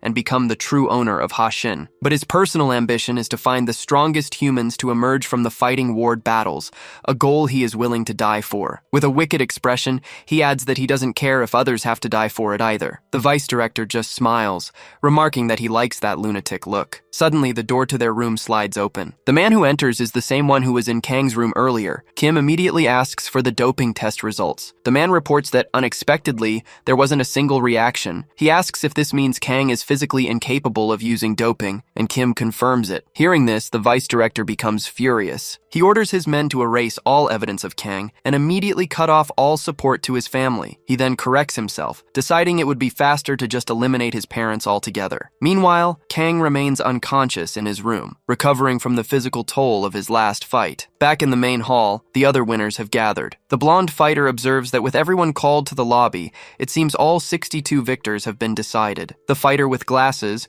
whose arm is now grotesquely large, notes that Kang must not have recovered yet since he hasn't returned. The female fighter, Amanda, replies that this might be a good thing, as the next round won't begin until everyone is present. As she stretches with incredible flexibility, she adds that this is a great opportunity to rest. The blonde fighter stares, shocked by how limber she is. Amanda remarks that Kang seemed exhausted from the very start of the tournament. The blonde agrees, pointing out that for fighters like them, competing here means dealing with serious injuries. He then notes that in contrast, both Amanda and the man with the glasses made it to the top 62 without a single scratch. He specifically mentions the arm of Park Woo-shin, revealing the name of the man with the glasses. A brief flashback shows his fight, where his monstrous right arm took his opponent completely by surprise. Park admits that even he didn't know his arm could transform like that. Park then turns the attention to Amanda, saying she defeated her opponent with ease, without even using her arms. He remarks that the fight was over so fast it barely seemed real. The blonde fighter, Min, chimes in,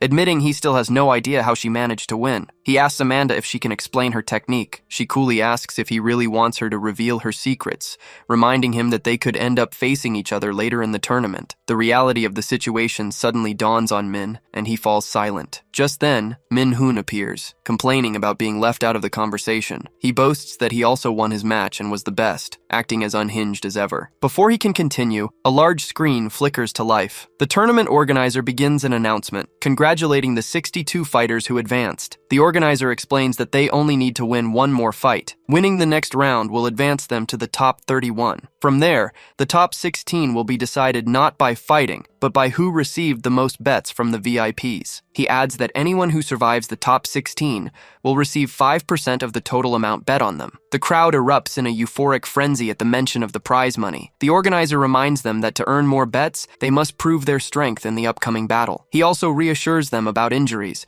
explaining that the facility doubles as an excellent hospital. With that, he announces that the next matchups are about to be revealed. Back at the Hashin group building, the vice director asks if they have secured other potential candidates besides Kang. The agent confirms they have. Kim looks at a screen and remarks that one fighter in particular seems to be the perfect choice. When the vice director asks who it is, the agent displays the profile of Kang's next opponent. Inside his recovery room, Kang jolts awake from the capsule, screaming for his mother. He looks down to see that his scars have completely healed. It wasn't a dream, he thinks. He definitely heard them. Kang remembers the man reading a report, stating that if the doping test yielded no results, his parents were to be eliminated. Overcome with desperation, he realizes he has to get out of there immediately. Meanwhile, in the Fighting War Director's office, he questions the man before him. "You were the one who conducted the doping test on Kang Sunwoo, correct?" The scientist reluctantly confirms it, adding that he found something unusual. When the director presses for details, the scientist explains that Kang's bone density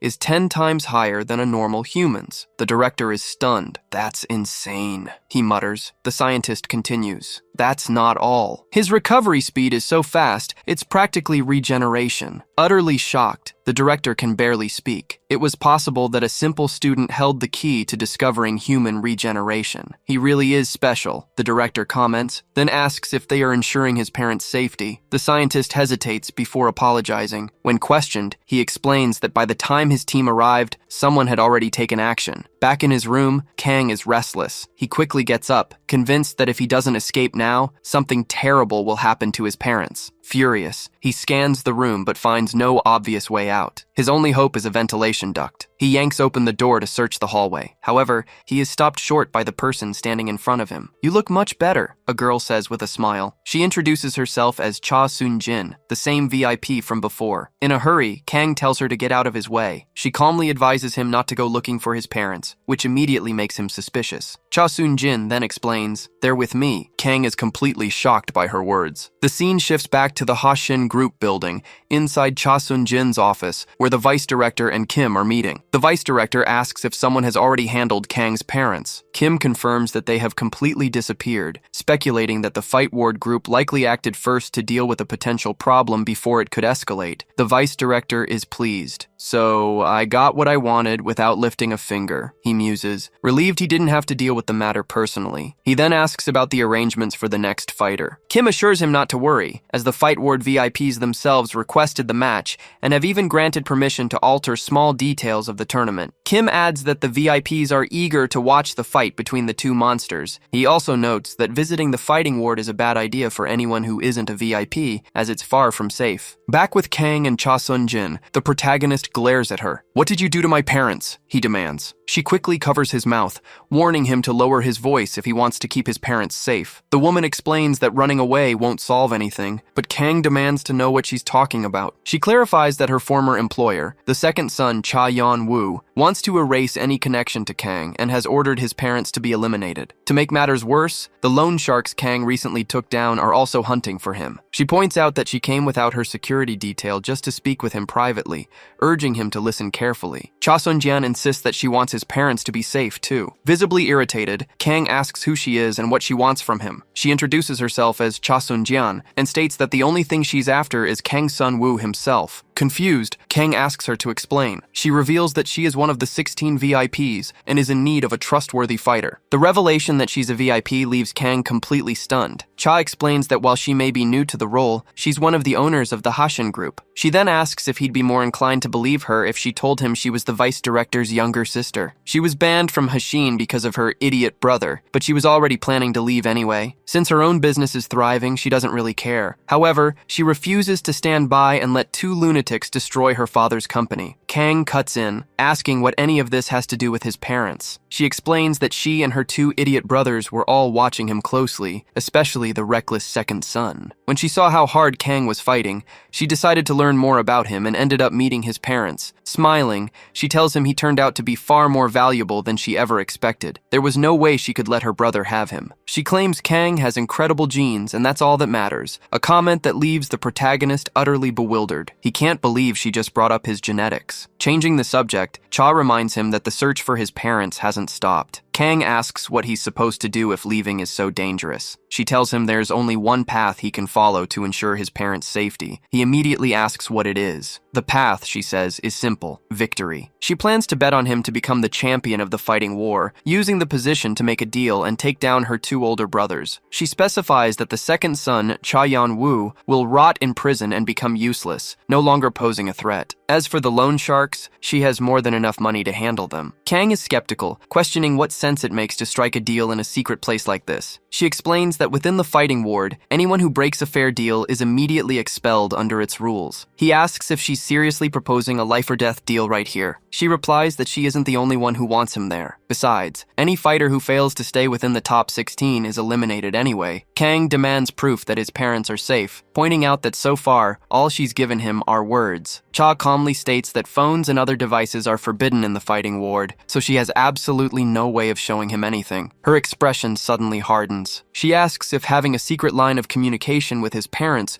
would be enough to earn his trust, especially considering what they reported about his genes in the past. Kang immediately demands to know what they said, but before she can answer, the door slides open. A guide drone hovers into the room. The girl quickly tells him to remember that she's risking her life for his father, so he doesn't need to run. The drone announces that it's time to leave. As he's being escorted out, she adds that he shouldn't mention their conversation to anyone, and that they should just focus on winning together. Her words leave Kang feeling pressured. Back in their quarters, Park was reviewing the latest prize rankings. Amanda had climbed to 19th place, with Park at 22nd, Kim at 28th, and Minon at 45th. To Kim's surprise, Kang was ranked all the way down at 62nd. Kim figured it was because of his injury. No one would bet on a fighter who couldn't even compete. Just then, the door opens and the guide drone returns with Kang, announcing his arrival back in room 10. Park greets him cheerfully, remarking that he looks much better than expected and must have gotten plenty of rest, but his smile fades when he sees the furious look on Kang's face. Kang immediately asks how Park managed to win his fight without taking a single scratch. He explains that he absolutely has to reach the top 16 for his family's sake, shouting that he'll do whatever it takes and begging for his help. Kim watches on, stunned by this sudden outburst. Kang then asks if his goal is truly impossible. Suddenly, Amanda speaks up, telling him he needs to learn a special move. When Kang asks what she means, she explains that without a signature technique, it's difficult to keep up with the monsters in the fight ward. She then asks what his specialty is, but Kang has no answer. Park chimes in, suggesting he focus on calf kicks. He reminds Kang of his fight against Kai, where he effortlessly blocked a low kick from a trained fighter with his bare shin. That proves Kang can trust the durability of his shin bone. Park explains that calf kicks are becoming increasingly common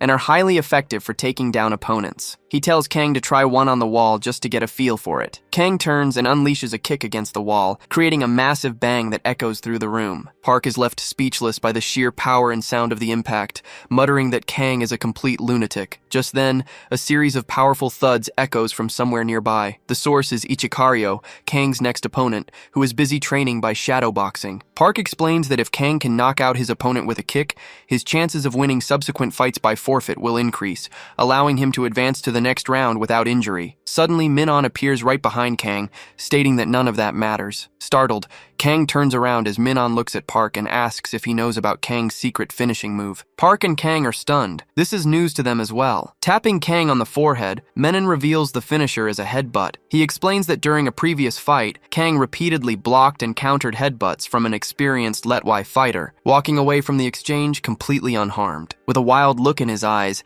Menon declares that Kang must have the most resistant skull he's ever seen. Park immediately objects, pointing out the immense damage a headbutt inflicts on the user. He argues that if Kang tries to headbutt the monsters in the fight ward, he'll die from brain damage before he can fight again. Menon finds this a strange concern. He reminds them that everyone who enters this place is already risking their life at every moment. The group is taken aback, but Menon's logic is chillingly simple. Anyone who hesitates or holds back against the top rankers is guaranteed to be crushed and killed. Realizing the madman is right, Park falls silent. Menon then asks if he shouldn't be more worried about something else. The redhead clarifies that he's talking about Park's next opponent, Han Min-soo, the powerful blonde fighter from the start of the tournament who holds the 9th rank. Meanwhile, in a restricted zone of the fight ward, the director looks on with some disappointment. He comments that Han's physical response to the doping regimen is concerning, but that bringing him here was still the right choice. He's speaking to a scientist in the room, referring to the man's son. The doctor, looking somber,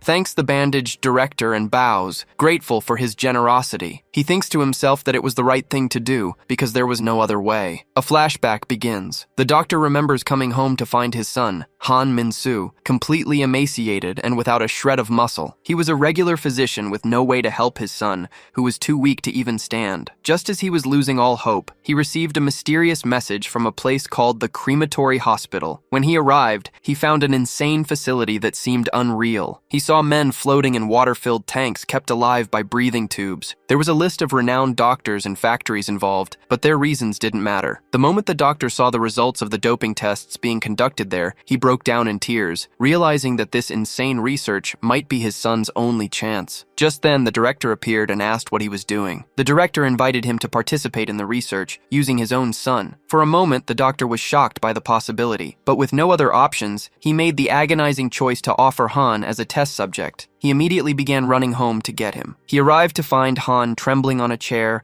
a rope tied to the ceiling, ready end his miserable life. The doctor stopped him just in time. In a heartbreaking scene, both father and son wept as Han begged to be put out of his misery. With nothing left to lose, the doctor chose to collaborate with Fight Ward. He constantly questions if it was the right decision, but he felt there was no other way. As a result of that choice, his son became an extremely powerful monster. Back in the present, the guide drone announces that Han can now enter the arena. The door opens and he steps inside to face Park, who is already waiting in the center. Park declares that the time has finally come, revealing his fighting style as Krav Maga. In response, Han takes a stance from a different martial art, Kali Arnis. The guide drone announces that the fight between Park and Han may now begin. With blinding speed, Han charges at Park, who has no time to react. Han thrusts his hand forward, piercing the older man's shoulder with a sharp finger strike. Park immediately grows concerned about the state of his right arm. Watching from the sidelines, Kang and the rest of Han's team are stunned by the attack's velocity. Min remarks that Park probably wasn't expecting piercing techniques in a match like this. Han tries to retract his hand,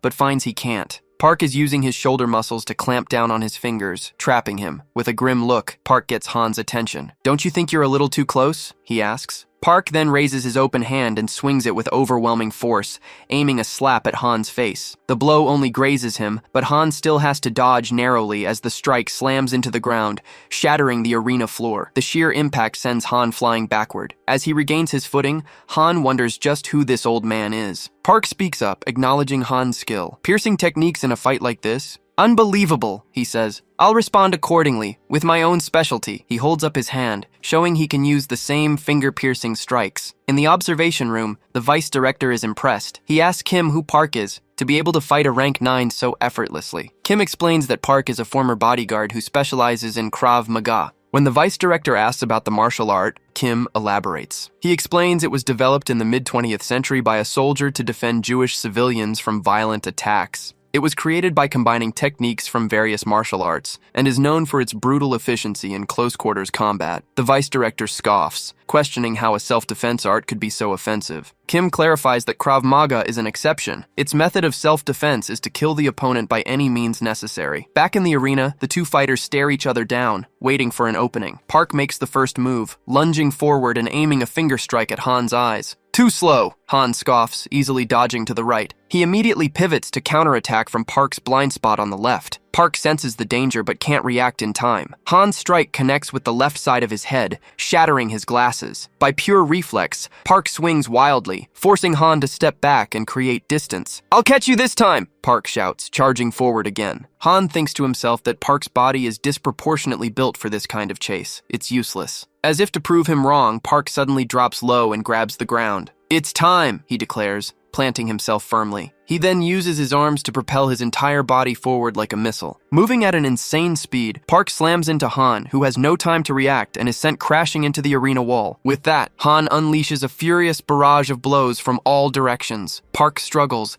admitting to himself that he can't keep up with the kid's speed. Han finishes his sequence with a final precise series of scattered hits. From the sidelines, Kang, Min, and Amanda can only watch in worried shock as Park takes the punishment. Watching from the sidelines, Min mutters that this must be the strength of a rank 9, seeing no way for Park to win. Despite having 2 massive holes in his chest, Park remains on his feet, still in a fighting stance. Han acknowledges his opponent's impressive endurance. Han also notices that Park has abandoned his piercing techniques, judging by the way he holds his fists. But just then, Park's guard wavers for a split second. Seizing the opportunity, Han prepares to strike again, confident that even a grapple wouldn't save the older man now. He lunges forward, yelling for Park to die as he goes in for the final blow. The attack lands squarely, and Park is powerless to stop it. Immediately after the impact, however, Park presses his own fist against his stomach. Min exclaims that Park just hit himself in the solar plexus. Amanda quickly corrects him, explaining that Park wasn't aiming at himself but at the point of impact on his solar plexus. Back in the fight, the truth is revealed. Han's fingers were shattered by the blow. The realization sends a jolt of anger and worry through Han, who curses Park for being a crazy old man. Before he can react, Park surprises him with a powerful punch of his own. Han has no time to dodge. The fist connects squarely with Han's stomach, sending him flying across the room. The force of the blow is so immense that he crashes into the far wall, shattering it on impact. Han coughs up a spray of blood, severely weakened. Park knows that Han won't go down that easily. He needs to land another hit just like that one.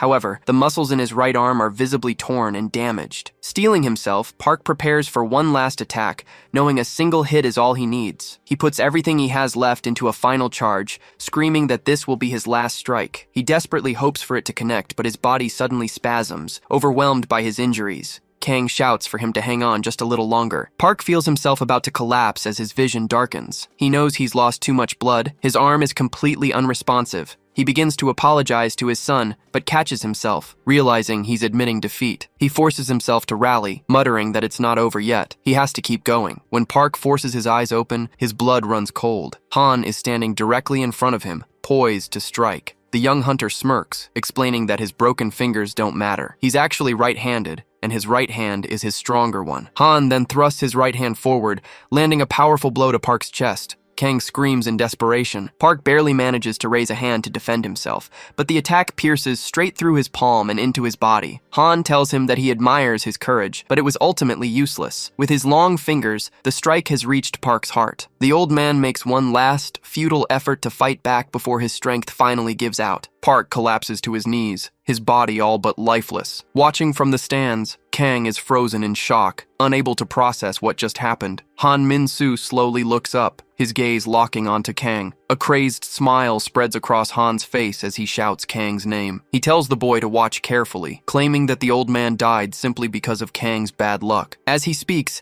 Han brutally yanks his fingers from Park's chest, sending a fresh wave of horror through Kang. His mind flashes back to a recent conversation with Park. The old man had remarked that Kang never seemed to get tired, and that he just wanted to rest for a bit and talk. Park had wistfully said that if he'd shared more moments like this with his own son, perhaps their relationship would have been better. Kang had then wondered aloud if a close bond with his own father would have felt like the one he shared with Park. Reassuringly, Park told him not to worry, insisting that Kang's father would never die and leave behind such a son. He added that, in the same way, he could never die and leave his own son behind. Back in the present, Park's body slumps to the ground, completely still. The guide drone's voice cuts through the silence, announcing Han Min-soo as the winner. With utter disrespect, Han plants his foot on the dead man's face and begins to laugh maniacally, declaring that this outcome was expected and that the entire situation is hilarious. Seeing this final act of desecration, something inside Kang snaps. His face contorts with pure rage as he leaps from the stands,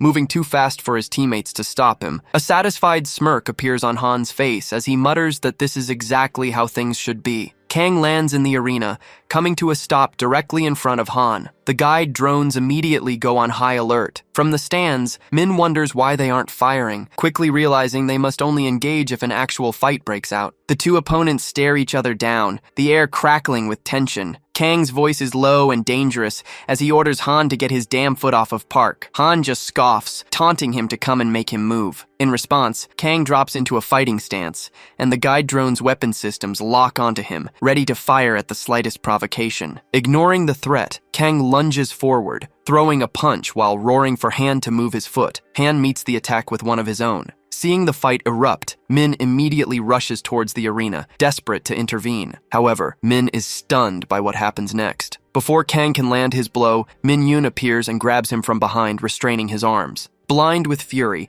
Kang screams at his teammate to let him go. Min-yoon simply tells him that if he wants to get himself killed, he should do it somewhere else. Despite Kang's desperate pleas to be released, Min-yoon swiftly throws him to the ground and locks his legs. Applying a chokehold, Min-yoon tells him to just go to sleep for now. Kang's vision begins to blur and fade, the last thing he sees being the silhouette of Han standing over him. As he loses consciousness, another memory of Park surfaces. The old man had asked him, if anything were to ever happen to him, to please take care of his son. He had hoped someone would be there to stop the boy from straying from the right path. In the flashback, Kang tells Park that of course he would, a response that seems to puzzle the older man. Kang explains that he still has so much to learn from Park, and that he'd need to become friends with his son anyway. He then asks if he can continue to be Park's student. Surprised by Kang's sincerity, Park jokes that the brat is already planning to take advantage of him even after he's gone. The memory fades, returning to the grim reality of the arena. Han still has his foot planted on Park's face, while Kang lies unconscious on the floor nearby, watched over by Min and Min-yoon. Han mockingly declares what a beautiful sight it is. Amanda steps in, telling Han that he's already gotten Kang's full attention and should leave now. She taunts him, asking if he's that desperate for more affection. Han immediately threatens her. asking if she wants to die too. Unfazed, Amanda points to the drone and lists his options. He could die for messing with it, or at the hands of the guide. With a sadistic glare, she adds a third option, being beaten to death by her. Realizing she's serious,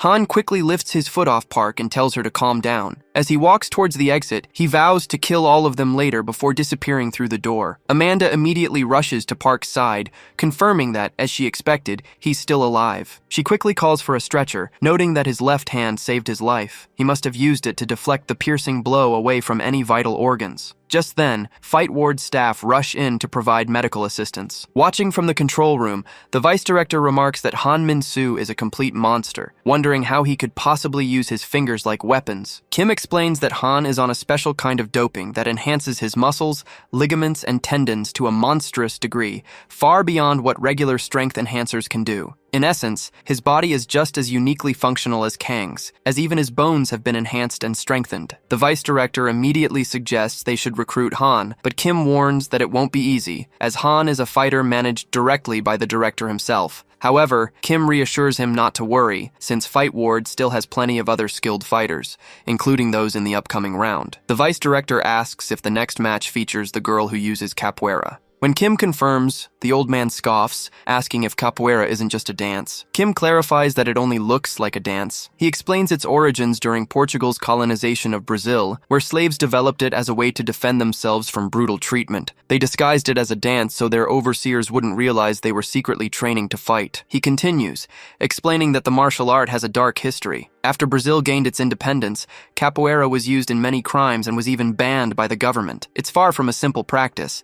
It's a dangerously effective fighting style. The scene shifts back to the arena, focusing on Amanda Groshi, the 19-year-old capoeirista. A drone announces that all players have entered. Amanda locks eyes with her opponent, Go Hyuk-soo, the rank 10 fighter known for practicing various martial arts. The drone announces that the match will now begin. Amanda immediately drops into the jinga, a fluid capoeira stance, while Go Hyuk-soo remains perfectly still. She takes this as a sign of disrespect, concluding that he's underestimating her since he hasn't even bothered to raise his guard. Deciding to seize the opportunity, Amanda lunges forward to land the first strike. But just as she closes the distance, a wide, crazed smile spreads across Go Hyuk-soo's face, and he finally prepares to make his move. Cha Yeon-woo was visibly impressed with Amanda's skills, but Go Hyuk-soo also caught his attention. Kim Min-seok explained that the young man had a background in MMA, but only rose to prominence after undergoing sensory doping, a procedure that drastically enhanced his vision. He became known by the nickname the 10-second fighter, a reputation that inflated his prize money. The name came from his relentless method of finishing every fight in 10 seconds or less. Upon hearing the explanation, Cha Yeon-woo's admiration grew. Kim Min-seok added that because of his quick fights, Go Hyuk-soo rarely got injured, which made betting on him extremely profitable and cumulative. Therefore, if he won the next match in the same fashion, besides securing a considerable sum, he would break into the top 5 of the fighter rankings. On top of all that, Go Hyuk-soo had a reputation to uphold. Next, the match between Go and Amanda began. Amanda noticed her opponent wasn't attacking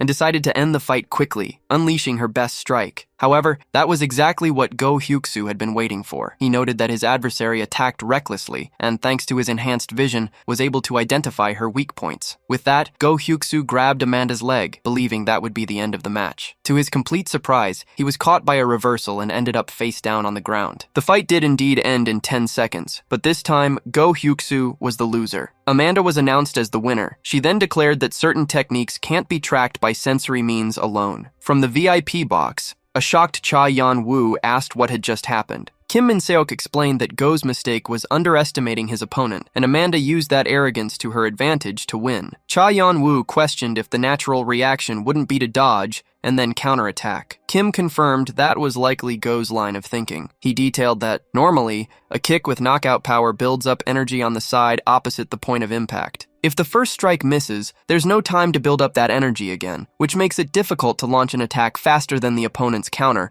and reduces the kick's power. The situation is even worse if both feet are off the ground, as there's no supporting foot to compress and release the force. Cha Yeon-woo then observed that Amanda Grochi was in that exact situation, with both feet in the air and her first attack having failed. Kim agreed, explaining that was why Go Hyuk-soo had charged in so confidently. However, he made the mistake of ignoring a crucial detail about Amanda. Capoeira is a martial art that uses the arms to support the legs. Furthermore, Amanda Gracchi's doping didn't increase the size of her muscles, but rather their density. This makes her powerful and fast, without the movement limitations caused by bulky muscles. Amanda becomes a true fighting machine, capable of unleashing maximum power from any position at any moment. After the analysis, Cha Yan-woo commented that at least there was one decent fighter available. Kim, however, warned that it wouldn't be easy for him to get a fight right now. Everyone had just witnessed the first defeat of the 10-second fighter, and his undefeated reputation had been tarnished. Now, all the bettor's attention was on Amanda. Cha Yan-woo asked if Kim was going to give up. He replied that there was no need to rush as there were still many fighters left. Just then, Cha Yan-woo noticed that the next combatant was from Sector 10. He predicted the match would be interesting, as that person would have no choice but to give it their all. Elsewhere, Kim Minho commented that someone was finally waking up. The camera focused on Kang Sun-woo, who was stirring, looking completely frightened and disoriented. Amanda arrived at the scene and, upon realizing the boy was alive, turned to Kim Minho. She reminded him that his match was coming up and asked if he shouldn't be warming up. Kim Minho replied that he knew what was coming, as his opponent was the real reason he was there. His mind flashed back to a past moment when a VIP client had handed him a card, saying that one day he would see his brother's tormentor eliminated in a match. Minho had asked how he would identify him, since the man didn't know the guy's name. The VIP simply informed him that his target was a former professional boxer, and that he would share more details in the future. Back in the present, Kim revealed that he now knew the target's name, Choi Wan-woo, ranked 16th in boxing. In the VIP room, Cha Yan-woo expressed his interest in learning more about the top 5 fighters. Kim Min-seok began his explanation, introducing the 5th-ranked fighter, Rep, a system fighter and former Russian bodyguard. In his career, he had saved countless lives by eliminating threats targeting his clients, and he was also responsible for thwarting assassination attempts and planned accidents. It was during this time that Michael Lee, the CEO of the military supplier Pion, offered Rep a new identity and hired him as his personal bodyguard, entering him into the competitions shortly thereafter. In 4th place was Go Kyung-ho, a taekwondo practitioner associated with Han Sang-soo, the CEO of the RN Construction Company. Although he grew up admiring his father, a master at a taekwondo academy, Go Kyung-ho eventually strayed into the world of practical combat for unknown reasons. When Cha Yan-woo asked about taekwondo being a competitive martial art, Kim recalled an old documentary. In the film, various martial arts were compared. The Capoera kick was shown to be one of the most powerful, with a force equivalent to 800 kilograms. However, when a taekwondo practitioner was tested, his kick surpassed that mark, reaching an average of 1,000 kilograms of force. Kim pointed out that that martial artist didn't use doping, unlike Go Kyung-ho, who was the personification of chemical enhancement. According to him, no one had a kick as powerful as his. Kim moved on to the 3rd-ranked fighter, Ryan, who was backed by Go Yisu, the CEO of CT Bio, a pharmaceutical company specializing in doping. In addition to using drugs, the fighter had steel plates implanted in parts of his body. The continuous use of steroids had severely affected his mental state, making him known for his madness and unpredictability. 2nd place belonged to Matthew Lim, a fugitive hired by Park Dong-soo, known as the King of Troubles from Pine Life. Kim admitted it was surprising that someone like Park Dong-soo had a fighter in the top 2, especially since Matthew's past was almost a complete mystery. The only certainty was that he was a psychopath who used the tournament to have fun, eliminating opponents without the risk of being caught by the police. His fighting style was so brutal and unnatural that most of his victims didn't even understand what had happened before they were defeated. Cha Yan-woo commented that the man was a monster. Kim Min-seok, however, corrected him, stating that the real monster was the one ranked 1st. Before he could continue the introduction, the fighter himself appeared in the room, apologizing for not being able to control his strength. The man was Cam, a genuine mercenary. The sudden appearance startled Cha Yan-woo. Immediately, cameras surrounded the area, and another man approached, calling Cam an idiot. It was Cha Ik-hyun, the chairman of the Hoshin Group. He addressed Cha Yan-woo, questioning if he really believed he could defeat him by following him here. Cha Ik-hyun advised him to get used to the idea of leaving his own company, calling him a fool for betting everything on a high school kid. He stressed that a certified bet could not be broken, and that he couldn't wait to see the young fighter be defeated in front of everyone. After his rival left, Cha Yan-woo was visibly furious, but he decided not to focus on it, keeping faith in his victory. Kim, however, brought him back to reality, explaining that while the chances of one of the top 5 winning were high, they weren't guaranteed. The effects of doping were unpredictable, and after the second round of use in the round of 16, some fighters could become unexpected contenders. Kim revealed that he was looking for exactly that type of competitor, and that at the moment, he had 5 names in mind. The first was Icha Ryu, who would be facing Kang Wu. Besides him, there were Amanda Grochi and the judo master Ju Woo Kang. The other 2 were rising stars in boxing, Kim Minho and Choi Won-woo, who were about to fight each other. The scene then shifted to the ring. Minho faced his opponent and asked directly if he knew the name Kim Min-sung. In response, Choi Won-woo claimed not to remember such a person. The denial awakened a visible fury in the young fighter. Consumed by fury, Kim Minho reflects that he gave up everything for this very moment. Facing his opponent, he lunges into the attack without any hesitation. He lands a clean first punch, followed by a devastating blow to the stomach that makes Choi Won-woo double over in agony. Without giving him time to recover, Minho presses the attack, and another blow sends his opponent flying across the ring. This was the only reason he was there. However, Choi Won-woo stops him, saying that's enough. He reveals that he let himself be hit on purpose, as he needed the blows to activate the effects of the substances he had taken. Now, ready to fight for real, he challenges Minho, curious to see if the young man can keep up with his new pace, or if he will be crushed by the advantage he now possesses. Kim Minho charges forward again, but this time he is brutally intercepted. Despite the blow, he uses his own agility to escape the flurry of attacks, a speed that surprises Choi Won-woo. In his mind, Minho believes he can match his rival's speed. Won-woo, however, disagrees with an arrogant smile, claiming to be far superior. To prove his point, he delivers another blow, unleashing tremendous force with his punches. The impact is so violent it hurls Kim Minho away. Choi Won-woo then openly taunts him, laughing at his state. He asks if Minho really believed he could beat him being so weak,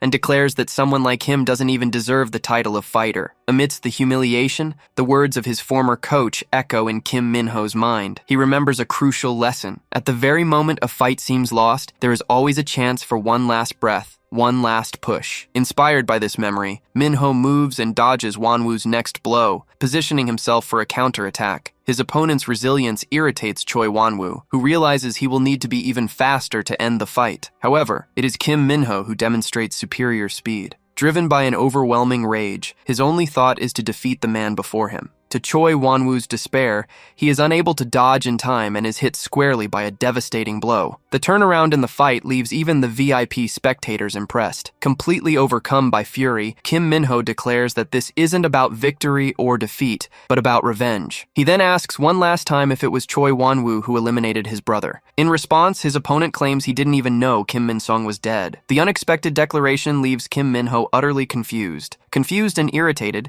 Kim Minho asks what Choi Won-woo is talking about. Choi explains that it would be impossible for a boxer not to know the man who set the title defense record, but reiterates that he didn't know about his death. He adds, however, that there was a fighter obsessed with facing high-level pugilists. Furious, Kim Minho accuses Choi of contradicting himself. Before the argument could continue, an arena camera moves in, interrupting their conversation. An official announcement claims that Choi Won-woo is in no condition to proceed, proclaiming Kim Minho the winner of the fight. Meanwhile, in the VIP room, the observers comment on Kim Minho's second awakening, which occurred without any additional doping. To them, the experiment is finally showing results. They assess that, although Kim Minho is not on the same level as the first awakened one who transcended everything 20 years ago, he is very close to perfection. Even after the original individual's disappearance, advancements were made using his genetic material as a basis, making the task of surpassing him practically impossible. One of the VIPs laments that if that man hadn't disappeared,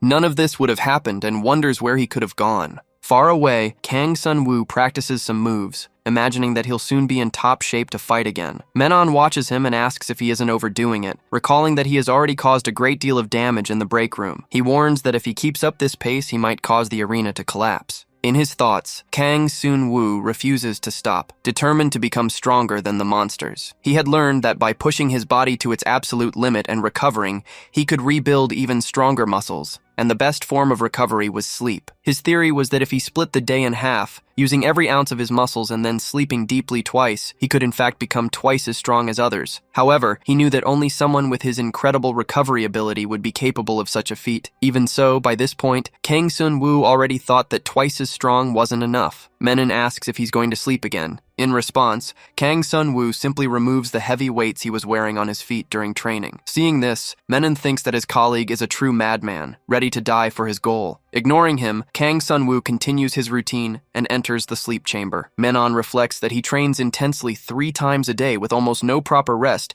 but admits it will be extremely interesting to see him fight in the arena. At that moment, a tournament drone approaches and summons Menon to the arena. He realizes his turn has come. Upon entering the battlefield, he comes face to face with his opponent, Ju Ugwang. From her broadcast booth, Cha Yeon-woo asks if Ju Ugwang wasn't one of the 5 candidates selected by Kim Min-seok. He confirms and explains that with the power doping, Ju Ugwang acquired a monstrous grip strength. When he grabs an opponent, he's capable of crushing muscle and bone, which in itself is enough to make most lose the will to fight. Kim Min-seok warns, however, that the real terror lies in his judo techniques because no matter how strong the opponent is, once Ju Ugwang throws them to the ground, every bone in their body will break. Cha Yeon-woo then asks about Menon. Kim Min-seok replies that there is no information on him. He has only heard rumors that he was recruited directly from the Brawling Wing, but no one knows his origin or what martial art he uses. Furthermore, he hasn't seen any of Menon's fights and finds it strange that his doping status is still under review. Back in the arena, Menon waits for the match to begin. His opponent is also ready. As soon as the fight is authorized, Ju Ugwang declares that he won't stand on ceremony and intends to end things quickly. However, Menon surprises him, replying that he's not a big fan of words. In an instant, he moves behind his enemy and attempts an attack. However, Ju Ugwang shows quick reflexes and manages to reverse the assault, using Menon's own momentum against him. With a judo technique, Ju Ugwang hurls Menon violently to the ground. The impact is so strong that he crashes into the ground like a meteor, leaving the spectators stunned. The drones recording the fight captured the scene in minute detail, but the announced result shocks everyone. To everyone's surprise, the system declares Menon the winner, not his opponent. Confused, Cha Yeon-woo questions what happened, but not even Kim Min-seok can find an explanation. Oblivious to the confusion, Menon celebrates his victory and wonders about Kang Sun-woo's condition. Far away, the protagonist awakens from his rest. He feels his body is different and realizes that the intense training is finally paying off. Regardless of whether it worked or not, he knows the most important thing is to keep moving forward. His thoughts turn to his mother, wondering if she is okay. Unlike many competitors, Kang Sun-woo doesn't fight for his ego, but out of pure necessity. At that moment, he spots a tournament drone approaching and understands exactly what it means. Shortly after, he finds Kim Min-seok. Irritated,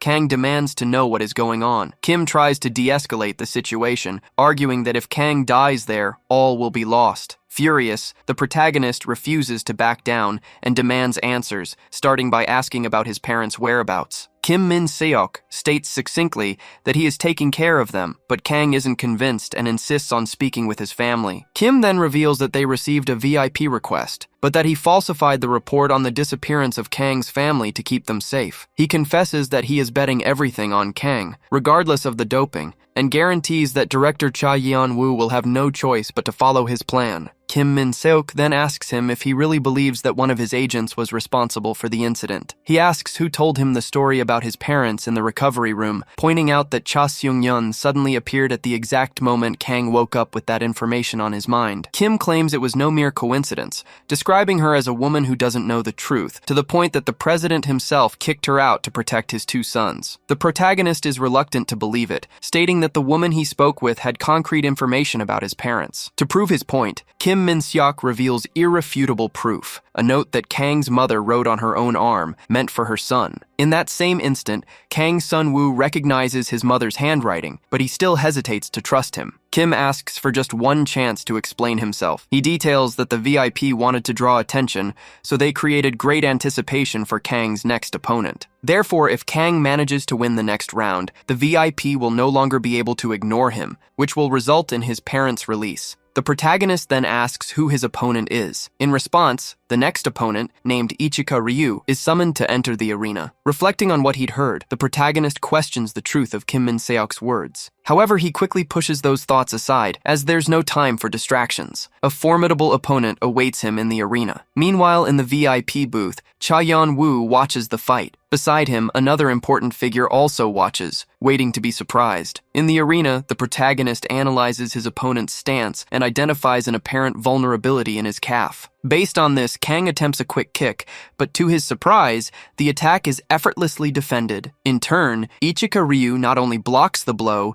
but also takes Kang down, slamming him into the arena floor. He then moves in to strike his fallen adversary, but the protagonist manages to dodge in time. Witnessing the scene, Cha Yun-woo is impressed and praises Icha Ryu's technique. Kim Min-seok explains that Ichika is a versatile fighter, not limited to stand-up combat, as he has also mastered ground fighting. Furthermore, he was trained to handle unconventional situations, facing opponents who didn't follow the rules, which made his body extremely resistant to any type of attack. Back in the fight, both combatants are on their feet again, which surprises Icha Ryu. He hadn't expected Kang to get up after being thrown down with such force. However, the protagonist not only gets back up, but also goes on the attack, landing a precise punch on his opponent's forehead. He tries another strike, but Icha Ryu dodges and responds with an immediate counterattack that knocks the protagonist back. However, Icha Ryu notices something strange. He sees that Kang, even after being hit, displays an enigmatic smile. Interpreting the gesture as a sign of contempt, Icha Ryu charges forward again, but in doing so, he gives Kang the opening he was waiting for. Icha Ryu manages to grab Kang to immobilize him,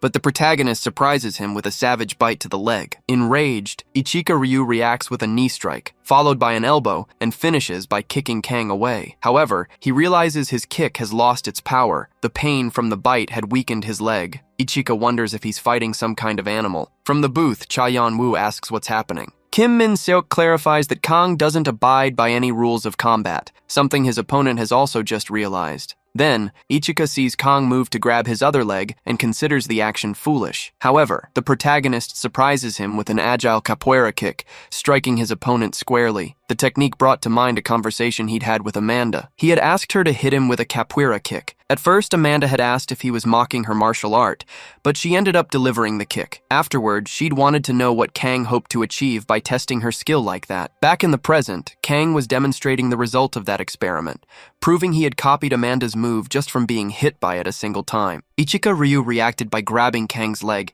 intending to slam him to the ground. However, the attempt was thwarted by an immediate counterattack. Kang's kick sent Ichika flying, but his opponent didn't seem fazed. Inwardly, Kang felt his body moving exactly as he wished, confident that a single blow to the calf would be enough to end the fight. Ichika, for his part, recognized his mistake in underestimating his rival. He decided that, from that moment on, he would treat Kang not as a human, but as a wild animal, and he would be the hunter. Kang noticed the change in his opponent's demeanor and concluded he would need to be more assertive. Despite this, he couldn't dodge Ichika's next attack. Seizing the opening, Ichika unleashed a flurry of blows, convinced it would be the end of the fight for Kang.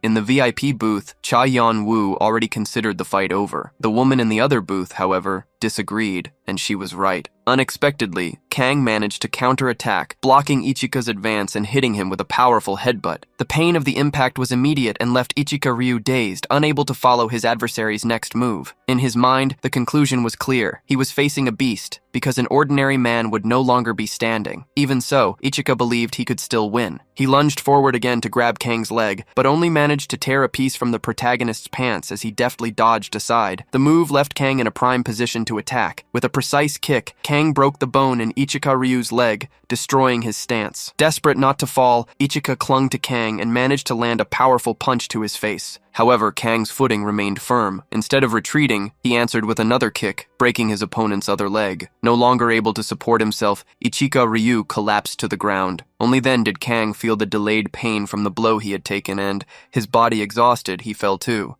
Shortly after the fight, a tournament drone approaches and announces that Icha Ryu is unable to continue. As Kang remained conscious, he is declared the victor. The news leaves Cha Yun-woo outraged, and she furiously questions how that could be possible. Kim, however, clarifies that contrary to appearances, Kang hadn't passed out, but was simply sleeping. In the VIP room, one of the sponsors laments Icha Ryu's defeat, which cost him a considerable amount of money. He reflects that, with the 31 finalists decided, the top 16 would be chosen based on their prize money rankings. Kang, having been the last to qualify, still had a chance to enter this select group. Aware that Kang's VIP selection could be nullified, the man begins to consider the possibility of finding another fighter to sponsor. Meanwhile, Cha Yeon-woo asks her assistant for the net amount she can withdraw immediately. She states that if the problem is financial, she can simply increase the bet with more money. Her assistant warns her that she would be risking a fortune, but she doesn't seem to care about the risk. A new drone announcement informs them that the round of 16 is about to begin, summoning all participants to the arena. As the victorious fighters gather,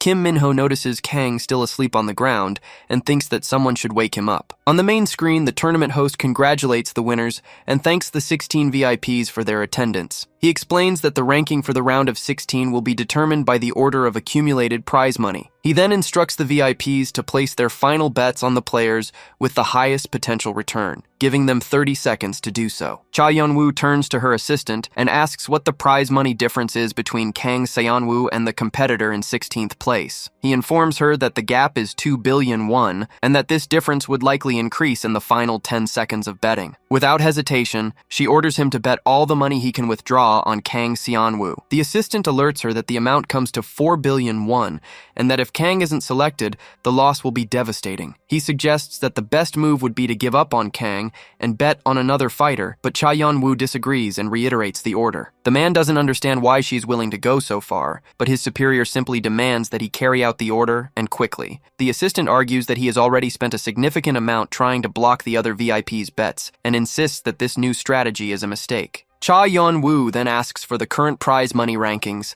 but her assistant explains that the rankings were hidden the moment the 30-second countdown began. Given this, the VIP concludes that the only thing to do is wait for the official announcement. The host speaks again, announcing that he will reveal the rankings from 1st to 5th place. He lists Cam with 15,900 million won, Ryan with 12 billion, Go Gyeong-ho with 10.5 billion, Ref with 9 billion, and Material with 8 billion. The mention of this last name startles Kim Minho, as it means there was still a boxer left in the competition. The announcements continue. Kim Minho notes that Amanda has secured 7th place with a prize of 7,300 million won. The list continues to be revealed down to the 15th place competitor, leaving the VIPs in a state of great anxiety over the reveal of the final spot. Finally, the host announces the 16th place competitor, whose prize money is 4,600 million won. He reveals that the one who qualified is a street fighter named Gu Boncheol. Upon realizing that Kang was not selected, the VIP who had lost money earlier falls into despair. With the selection of the 16 finalists complete, it was confirmed that Kang Sun-woo was not among them. Because of this, one of Cha Yeon-woo's allies laments, saying that she'd bet all her money on the wrong person. In contrast, Cha Yeon-woo celebrates the situation, expressing her wish to see Cha Sung-yeon's expression at that moment. However, Kim Min-seok warns her, stating that the competition wasn't over yet. Shortly after, the host surprises everyone by announcing that there will be an additional round to select more participants. The news takes Cha Yeon-woo by surprise, as she didn't know such a rule existed. The host explains that, although the top 16 are already set, 4 more spots will be opened. To fill them, the remaining 15 fighters must face each other in a simultaneous battle until only 4 are left standing. He then instructs the 16 competitors who have already qualified to leave the arena. Meanwhile, Kim Minho approaches Kang Sun-woo, trying to wake him up. At that moment, a drone approaches and informs them that the next match is an individual contest, ordering Kim Minho to back away immediately. Minho realizes that even if he tried, he wouldn't be able to wake Kang. All he could do was hope his friend would wake up in time. After Minho leaves, the host announces that the arena will be modified for the next round. The fighting platform begins to be suspended in the air, and the dizzying height frightens some of the fighters. To increase the tension, the host warns that anyone who falls from the arena will not survive, as deadly traps have been installed around the entire perimeter of the pit below. Thus, in addition to fighting each other, the competitors would have to worry about not being thrown to their deaths. Kang Sun-woo, still unconscious, remains dangerously positioned near the edge of the arena, while the other fighters prepare for the start of the clash. Without further ado, the host signals for the battle to begin. Immediately, the fighters launch themselves at one another, fighting with the ferocity of those who know their lives are on the line. From the VIP room, the bald man watches with relief that, luckily for him, all the combatants are ignoring Kang Sun-woo's inert body. However, the woman beside him comments that this truce won't last long, and that for his own good, Kang needs to wake up as soon as possible. In the arena, the combat continues chaotically, and some fighters are already being thrown to their deaths in the pit. It isn't long before some competitors finally notice Kang Sun-woo. One of them decides it's better to eliminate the deadweight at once. However, as he approaches to attack, he is suddenly stopped by Kim Minho, who is desperately trying to wake Kang, shouting that he is in danger. With his intervention, however, Kim Minho ends up becoming a target himself and now has to worry about his own survival. Cornered by 3 opponents, Kim Minho struggles to dodge their blows, but his defense isn't enough to protect Kang. Just as one of them moves in to attack the unconscious man, Menon suddenly appears and intercepts him. Irritated by the interference, the competitor turns on Menon in retaliation. However, Kim Minho acts quickly to protect his new ally, striking the aggressor before he can reach him. Immediately, another opponent takes advantage of the opening and charges at Kim Minho. This time, it's Menon who returns the favor, intervening to free his companion from the imminent attack. After the brief confrontation, Menon asks ironically if Kim Minho wouldn't also like to take a nap. In response, he retorts sarcastically that he's suffering from insomnia. From that moment on, the two form an impromptu alliance to protect Kang Sun-woo. Observing the scene, the other competitors wonder why those two are fighting in such a coordinated fashion. The leader of the opposing group recognizes the situation as a problem, as his own team plans to be the only one to advance. With that in mind, they organize for the attack, deciding to eliminate the other competitors one by one. Kim Minho is chosen as the first target. He doesn't back down and manages to defend himself at first, but fighting 4 opponents at once puts him at a clear disadvantage. However, he isn't alone, as Menon appears to aid in his defense. The enemy's attention quickly turns to Menon, who also comes under attack. Kim Minho tries to help his temporary ally, but is immediately blocked. To his despair, the adversaries shift their focus once more and advance directly on the vulnerable Kang Sun-woo. Menon reacts at the last second, grabbing the enemy about to deliver the blow. The adversary's attack misses Kang by a split second, but the force of the impact is so devastating that it shatters part of the arena floor. With the sudden break in the platform, Kang Sun-woo plummets into the chasm that has opened up. Kim Minho tries to run to his aid, but is once again blocked by the other competitors. Satisfied, the enemies celebrate, declaring that there is now one less competitor in the running. Menon, however, corrects them, stating that they are mistaken. He reveals that Kang not only woke up, but also managed to avoid the fatal fall. Surprised, the adversaries decide to quickly eliminate the 2 remaining in the arena. However, coming from below, Kang Sun-woo is already advancing back onto the platform, ready to finally join the fight. The moment he steps onto the platform, Kang Sun-woo is immediately immobilized by one of his opponents. As a second enemy prepares to strike, Kang struggles to break free. Just as the attacker lunges, Kang uses the body of the man holding him as a shield, forcing a violent collision between the two. The impact leaves both opponents incapacitated on the ground. Witnessing the scene, Menon turns to the next enemy and warns him that his time is up. With impressive speed, he grabs the man, throws him into the air, and dives into a free fall, smashing him brutally against the ground. A small explosion of impact kicks up dust, revealing another adversary out of the fight. The last member of the group of 4 was holding Kim Minho hostage. Upon seeing Kang Sun-woo approaching, the man panics and begs for his life. He releases Kim Minho and tries desperately to flee, but his path is blocked by Han Min-soo. Showing no interest in fighting such an insignificant opponent, Min-soo simply tells him to get out of his sight. Freed from danger, Kim Minho questions why someone like Han Min-soo would be participating in this stage. Min-soo, with an air of superiority, thanks him for acknowledging his fame. However, before he can continue, a furious Kang Sun-woo charges at him. The two clash in a powerful impact, trading simultaneous blows. Min-soo declares that he won't lose just because he's injured, but Kang completely ignores his words. At that moment, broadcast drones approach, announcing the end of the contest. Kim Minho had taken advantage of the distraction to eliminate the last remaining opponent. With only 4 fighters left standing, the host declares them the winners. The result confirms a total of 20 participants for the next phase. The host, however, announces a break in the event. He informs them that the 16 VIP guests will now have the opportunity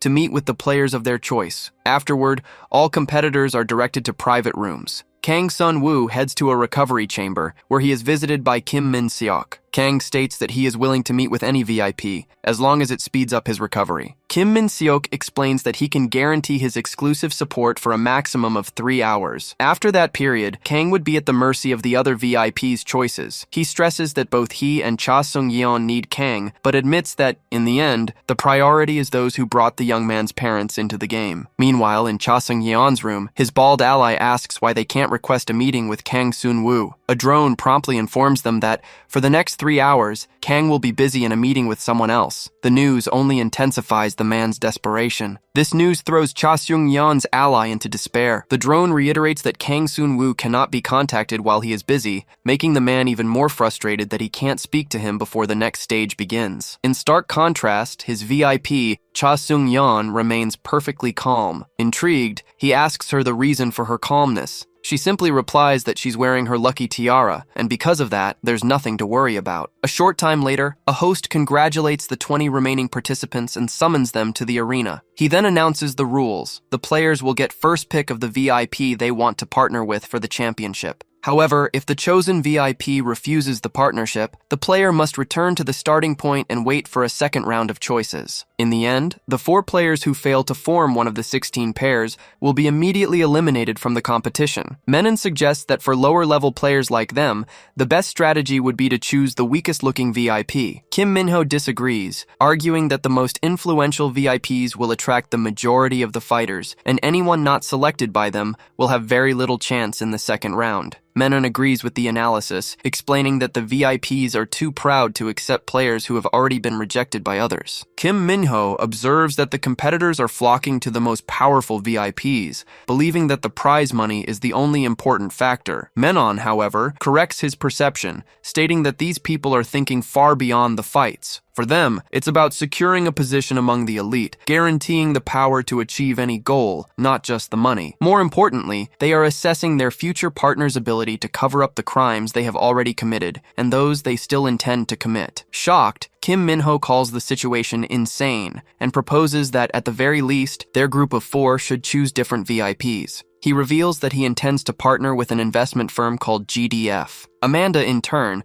announces that she will join the Jihan group. Menon comments that her choice is excellent since Jihan is the largest corporation after the Hoshin group, and Amanda's 8th place ranking gives her the freedom to go wherever she wants. Undecided about his own fate, Menon ponders aloud that perhaps Cha Yeon-woo would be a decent choice. Menon's suggestion surprises Kang Sun-woo. Noticing his reaction, Menon asks if he was already planning to choose Cha Yeon-woo, but Kang remains silent. Meanwhile, in the VIP's room, Cha Yeon-woo is furious to find that Kang is still in the competition. A man named Kim explains that when they hid Kang's body in the recovery room, he showed an astonishing recovery and a significant increase in muscle density. Kim muses that although his inability to be doped might prevent him from competing with the best, Kang's progress in the game has already given him a physique comparable to those who were successful with the first round of doping. This makes him, in fact, the most unpredictable fighter of all. Determined, Cha Yeon-woo declares that no matter what, he cannot allow Kang Sun-woo to partner with Cha Sung-yeon. Back in the arena, the host instructs the fighters to position themselves in front of the VIPs of their choice. Some competitors make their decisions immediately. Kim Min-ho, however, is focused on something else. He can't wait to face the last remaining boxer in the competition. Seeing that the first and second ranked players have already decided, Menon turns to Kang Sun-woo and asks what his choice will be. Kang walks toward the screen where the VIP's images are displayed and stops directly in front of Cha Yeon-woo's. Seeing this, Cha Sung-yeon's ally becomes visibly worried. In his room, Cha Yeon-woo celebrates, imagining that his rival must be writhing with rage. Defying all expectations, however, Kang Sun-woo raises his middle finger to Cha Yeon-woo's image, declaring that he would never choose him. Cha Yeon-woo's expression turns to one of pure fury. Then Kang turns away and walks over to Cha Sung-yeon's image, revealing his true choice to everyone. A memory surfaces in Cha Yeon-woo's mind, the day she received a tiara from her mother. On that occasion, her mother instructed her to call it Seon-woo's headband, an object that would bring her comfort. She explained that the headband had belonged to someone with a personality as straightforward as Cha Yeon-woo's. Her mother recalled that when Seon-woo turned 6, they went to an amusement park for the first and last time. At the time, the family lived in hiding, with a constant fear of outdoor activities. This reclusive life caused fear to take deep root in her, making her sensitive to anything that might attract attention. At the park, however, little Seon-woo began to cry insistently, demanding the biggest and flashiest flashiest headband he could find. With her son's health more fragile than it is today, his mother couldn't refuse, fearing they might never have another opportunity like it. However, she was so nervous about being seen in public that when a large crowd formed, she ended up getting separated from Seon-woo. Fortunately, a short time later, the boy managed to find her. He had used the headband on her head as a beacon to guide himself back. For that reason, her mother gave the headband to Cha-yeon-woo, believing the object would guide her from that moment on toward a better future. Back in the present, Menon realizes his preferred VIP has already been chosen, forcing him to select another. Before making a decision, he decides to wait and see who Kim Minho will choose. Kim Minho's mind, in turn, returns to a moment in the past when he was introduced to the target of his revenge. A man explained to him that the subject was a fierce adversary of CEO Go Isu of the pharmaceutical giant CT Bio. He was promised that if he could capture a man named Ryan, regardless of the outcome, the sponsor would grant him any request. Kim Minho questioned the reason for such an effort. His ally revealed that the sponsor's daughter was addicted to an extremely potent painkiller manufactured by CT Bio, and for that reason, the man would do anything for whoever helped him. In the present, Kim Minho makes his choice and walks toward the image of CEO Jason. In a VIP room, an assistant reports that, as expected, Cam, the top-ranked fighter, has gone to Cha Ik-hyun, the senior managing director of the Hoshin Group. Hyun Ji-han, one of the VIPs, mutters that Cha Ik-hyun is an idiot. His assistant expresses doubt as to whether they will get the fighter they want, suggesting that other VIPs may have made better offers. Hyun Ji-han disagrees, confident. His eyes fix on Amanda, who chooses him, and he declares that Capoera has just become his new favorite martial art. Meanwhile, Menon realizes his options are dwindling rapidly. If he kept hesitating, he would end up with the worst available VIP. Unsure of who to choose, he decides to opt for a random selection and approaches Hwang Moo-hyuk, the CEO of a TV company. Menon considers the man a joke, but believes no one will be able to interfere with his survival strategy. To his surprise, two other fighters choose the same VIP, and he feels cornered. Realizing he'll need to change tactics, he goes to the VIP's booth to try and convince him in person. Surprisingly, Hwang Moo-hyuk turns out to be as eccentric as Menon and concludes that the fighter is a perfect fit to be sponsored by his company. Thus, Menon is officially chosen. From his booth, Kim celebrated, declaring that he had finally managed to defeat Minsu. He explained that all he had to do was use Kang as bait. When Cha-yeon-woo asked how he had done it, Kim admitted it wasn't planned, as he had accidentally found Kang's name in some files related to Minsu. From there, he discovered the relationship between the two and used one to find the other. Now, Kim believed it was only a matter of time before Kang became one of the top 5 fighters. Soon after, the host announced that all the VIPs had been chosen. With that, the 4 participants who failed to secure a sponsor were eliminated, leaving only 16 competitors in total. He then instructed all the fighters to wait with their VIPs until the start of the round of 16. In Cha-yeon-woo's booth, her ally commented that after everything they had been through, they were finally going to meet Kang, and just thinking about it made him feel awkward. At that moment, the protagonist appeared in the VIP room. Cha-yeon-woo observed that he seemed to be completely recovered. In turn, the protagonist approached the VIP and said he needed to thank her for helping his family. Cha-yeon-woo replied that there was no need for thanks, stating that Kang's parents were safe in a place far away from there. Furthermore, she claimed she was just investing in a strong fighter capable of winning the tournament in her name. Suddenly, the bald man asked Kang to let go of Cha-yeon-woo. The protagonist apologized, explaining that he just got excited when he saw his mother's tiara with her. Right after this moment, the host began to announce the next fights. The bald man then realized that Kang would fight against the third-ranked fighter, which meant their match would be very difficult. Cha-yeon-woo said that if they wanted to win, they first needed to take care of Kang's injuries. The bald man then asked why the protagonist seemed so calm about the situation. Cha-yeon-woo replied that he was confident and stated that this was exactly why she decided to bet on him. As they were talking, the host informed them that the matches would be random and announced the first fight, Cam versus Ricardo. The bald man got excited, saying he would finally see a match with the Gurkha mercenary. He also warned that since Kang would eventually face him, it was best to pay close attention to this fight. He continued, explaining that the mercenary group Cam was part of was among the top 3 in the world. Born and raised in the highest mountains on the planet, their cardiovascular endurance was far above average. Additionally, because they always trained on difficult terrain, they had energy to spare. These warriors were so renowned that they became one of Nepal's biggest exports. Right away, Cha Yun-woo realized the extremely high level of difficulty they represented. However, the bald man pointed out that nothing he said seemed to scare Kang. Seeing this, the VIP smiled, saying she had bet on the right fighter and that she trusted the protagonist would do a good job. Even so, her bald ally remained visibly worried. In the arena, on one side was Cam, ranked 1st, and on the other, the jiu-jitsu practitioner Ricardo, ranked 12th. Hanji, Ricardo's sponsor, commented that many didn't believe in his fighter's victory due to the opponent's fame. However, his ally replied that Ricardo would soon surprise everyone. He believed that Kam had already suffered too much on his journey to first place, while Ricardo was unscathed,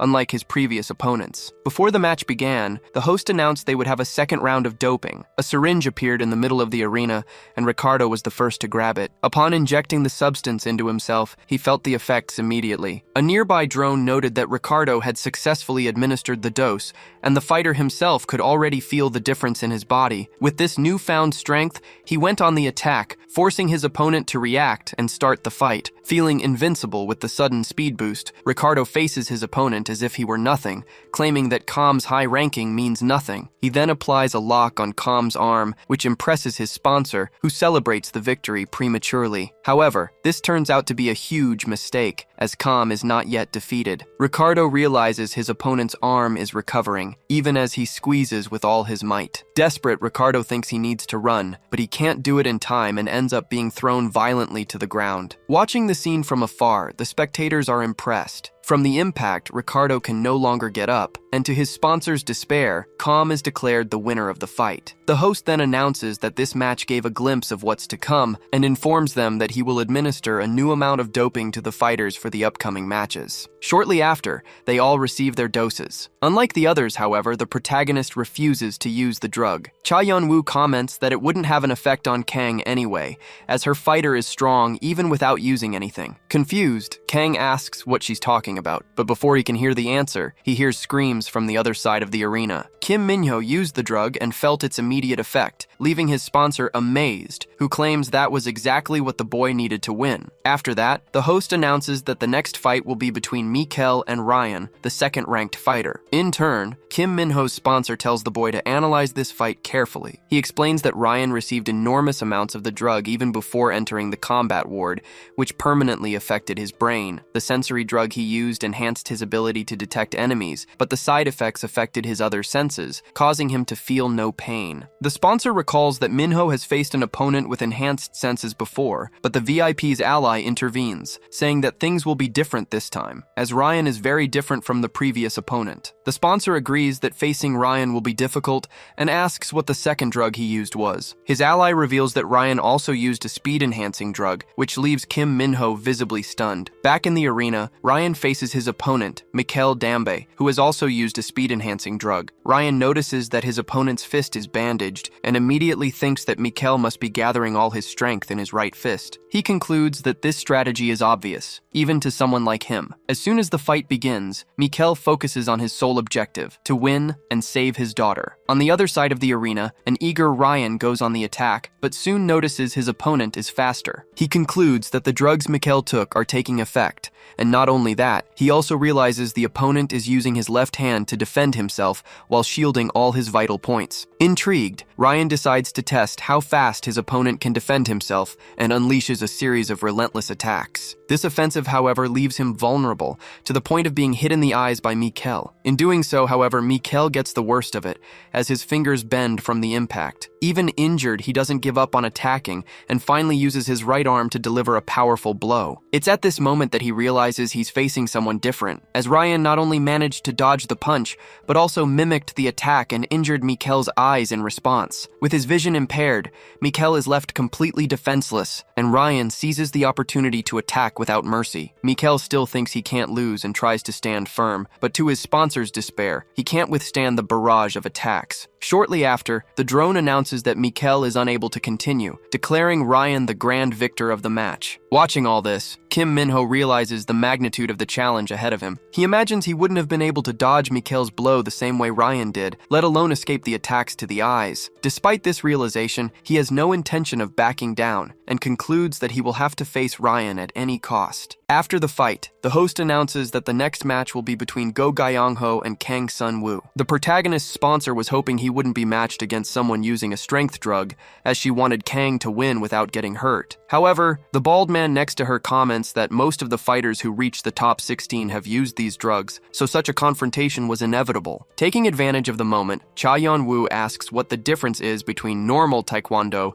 and combat taekwondo. His ally explains that combat taekwondo uses the same skill set as the normal version. He details that this martial art was originally created for real combat, but underwent several changes to better fit competitions like the Olympics. To make it safer, many dangerous techniques were removed, so combat taekwondo is nothing more than the martial art in its original unrestricted form, where all the dangerous techniques are used. In the arena, Go Gyeong-ho prepares for the match. On the other side, the protagonist reflects that if he can defeat the third-ranked fighter, he will become one of the strongest and most respected fighters. Kang also concludes it would be better to take the fight to the ground, since he's dealing with a kicking specialist. As soon as the match is authorized, he rushes in to try and take down his opponent. However, Go Gyeong-ho manages to dodge the charge and quickly lands a precise kick on Kang. Despite feeling the intense pain from the blow, Kang manages to grab his opponent's leg. However, in doing so, he ends up taking another direct hit. Even after being hit squarely, the protagonist recovers quickly, knowing the fight isn't over for him yet. Instead of faltering,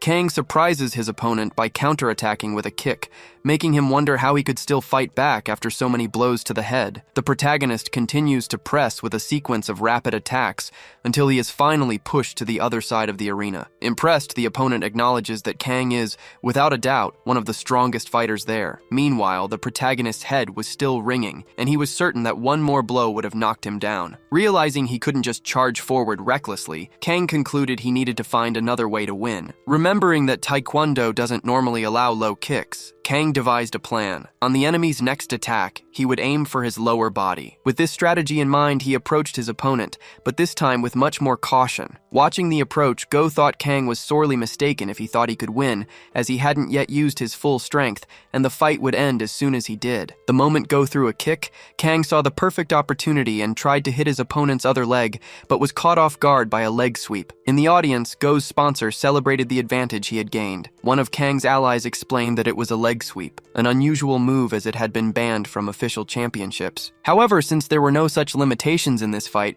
Go was taking full advantage. Meanwhile, in the other booth, Cha Yeon-woo watched the scene with concern. The bald man commented that Taekwondo kicks are as unpredictable as Capoeras, making the fight difficult even for someone like Kang Sun-woo. He added that although Taekwondo consumes a lot of energy and tires a fighter out quickly, Kang couldn't count on that advantage, as he was facing an opponent who had doped to the limit. Back in the arena, Go thought that for Kang's own good, he should give up right then, as he was about to be crushed by his full strength. The protagonist, on the other hand, felt a sharp pain and imagined his ankle had been nearly destroyed by the blow. Kang barely had time to recover, as his opponent was already advancing for another attack. Go's kick grazed him, but the protagonist couldn't see the next approach and was hit squarely. Even so, in an act of desperation, Kang tried to grab his opponent's legs once more, but just like before, Go immediately countered him. Thrown far away, Kang felt his consciousness fading, on the verge of passing out. The opponent noticed his condition and decided it was the best opportunity to end the fight. With a swift attack, Go closed in and landed a solid kick to Kang's abdomen. After the impact, the protagonist was overcome by a pain so intense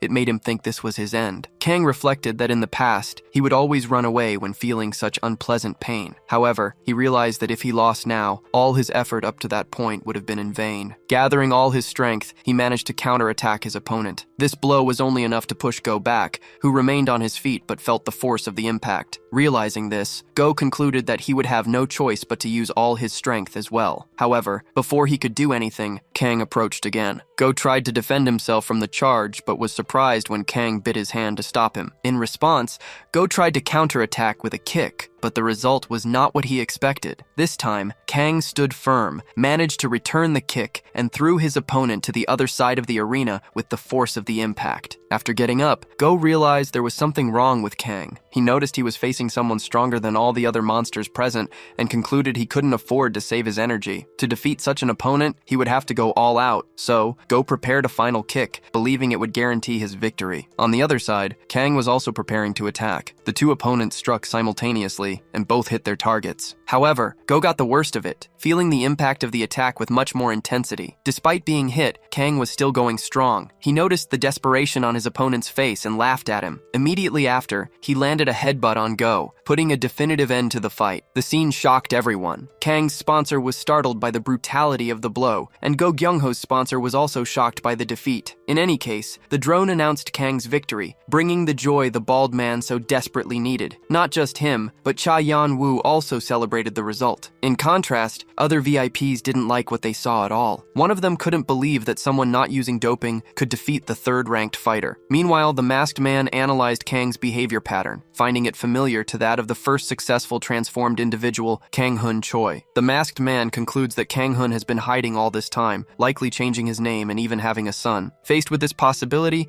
he orders his entire team to mobilize in the search for more answers. Far away, in a hidden dwelling, the protagonist's mother vents to her husband. She acknowledges that they both tried to hide their son from their enemies, but deeply regrets not being able to protect him, as they found him in the end. She feels their protection only served to delay the inevitable, and believes that the only chance of survival they have is if her husband finally wakes up. Back in the arena, Kang wakes up in the recovery room and realizes he lost control again. He reflects that if the fight had lasted any longer, he would have gone completely insane, and begins to wonder if he can maintain his sanity until the end of the tournament. At that moment, Cha Yun-woo approaches and asks if he has regained consciousness. She then reveals that Kang's mother told her everything about his condition, including the reason his father fled from that place. Cha Yun-woo continues, explaining that Kang's mother told her he used to lose control when he was younger. Her plan was to teach him how to survive using this fury when he got older, but since she never had the chance, she asked Cha Yun-woo to do it. The VIP then reveals a shocking secret. When that place was still new, Kang's father served as a test subject in the combat wing, where they used young and healthy people for experiments. Most did not survive the tests, but there were 3 survivors, and 2 of them were Kang's parents, a piece of information that leaves him completely surprised. Cha Yun-woo details that in the beginning,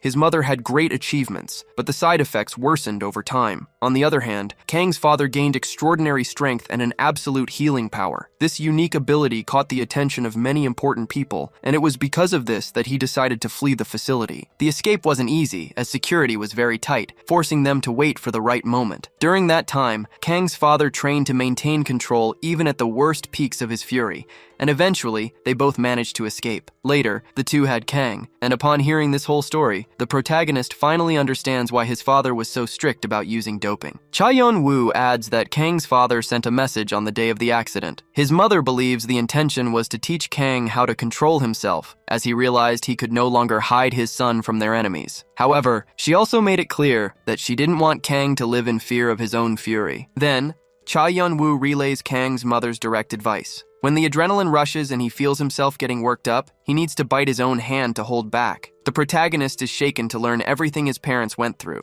but Cha Yun-woo encourages him, saying he has a chance to get out of that place. To do that, as difficult as it may be, he must not completely surrender to his fury, but instead learn to release it in other ways when necessary. She explains that his father used to strike his own heart with his eyes closed to control himself, but admits she doesn't know if it will work for Kang. The protagonist, in turn, states that there's only one way to find out. Cha Yun-woo warns him that if the method fails, there will be no way to contain his fury, but even aware of the risk, Kang decides to test his father's technique. Back in the VIP booth, the bald man watched the fight and was astonished by what he saw. In the arena, Luhan, a kung fu practitioner, was destroying everything, which made him think that these monsters were getting stronger and stronger. Shortly after, his boss, Cha Yun-woo, returned and asked how things were going. He reported that Luhan had just won, explaining that the fighter was already exceptional and that his complex movements were further enhanced by the doping. The bald man continued his report, mentioning that Han Min-soo had also reached the top. With each round, Min-soo became more aggressive, and all his opponents not only lost, but also left the arena badly injured. Because of this, he couldn't see a scenario where Kang Sun-woo could defeat all the fighters in the top 8. Then, remembering what he had discovered through Kang's mother, he asked if the young man was prepared to control his fury. Cha Yun-woo explained that Kang had struck his own chest to try and trigger his fury, but ended up passing out in the process. To the bald man, this meant that Kang's ability really took a heavy toll on his body. His boss agreed and said that all they could do was wait for the next round,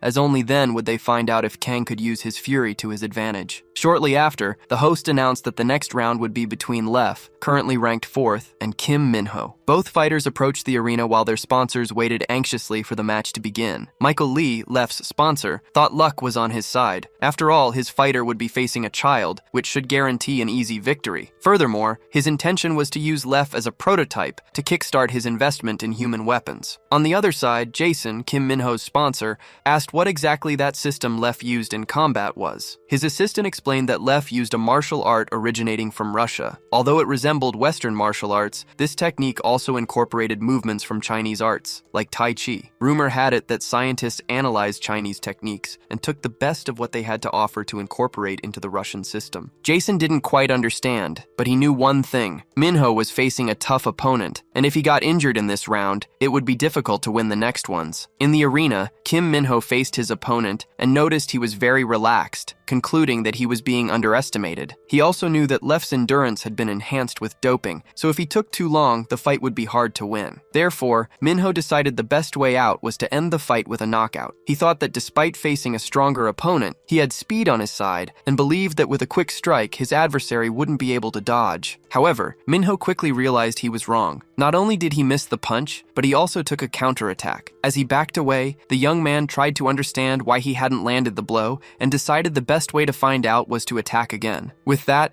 he lunged towards Lef and tried to strike him once more, but his opponent dodged and countered again. Even as he tried to evade, Minho was struck again, but this time he felt the impact of the attack much more forcefully. After seeing Kim Minho get hit squarely, his sponsor despairs, unable to believe what he's seeing. Meanwhile, Minho tries to recover from the blow, and after moving away from his opponent, he lets out a faint laugh. Noticing the reaction, Lef wonders if Minho is trying to bluff, but concludes that laughing during a battle like this doesn't diminish the huge skill gap between them. Believing the boy has learned nothing, Lef prepares to attack again as Minho approaches once more. He dodges the blow and gets into position to counterattack, but at that moment, Minho discovers the truth. His opponent can't keep up with his speed. He was just sliding to dodge. With this realization, he manages to get Lef exactly where he wanted him and lands a direct hit, sending him flying. From the VIP booth, Jason celebrates the scene, but his assistant warns him that the fight isn't over yet. Indeed, Lef gets up and tries to keep fighting. However, Kim Minho approaches him and says he has no more time to waste on this fight, knocking Lef down with a simple push, which drives the Russian sponsor crazy. Shortly after, a drone announces that Lef can no longer continue,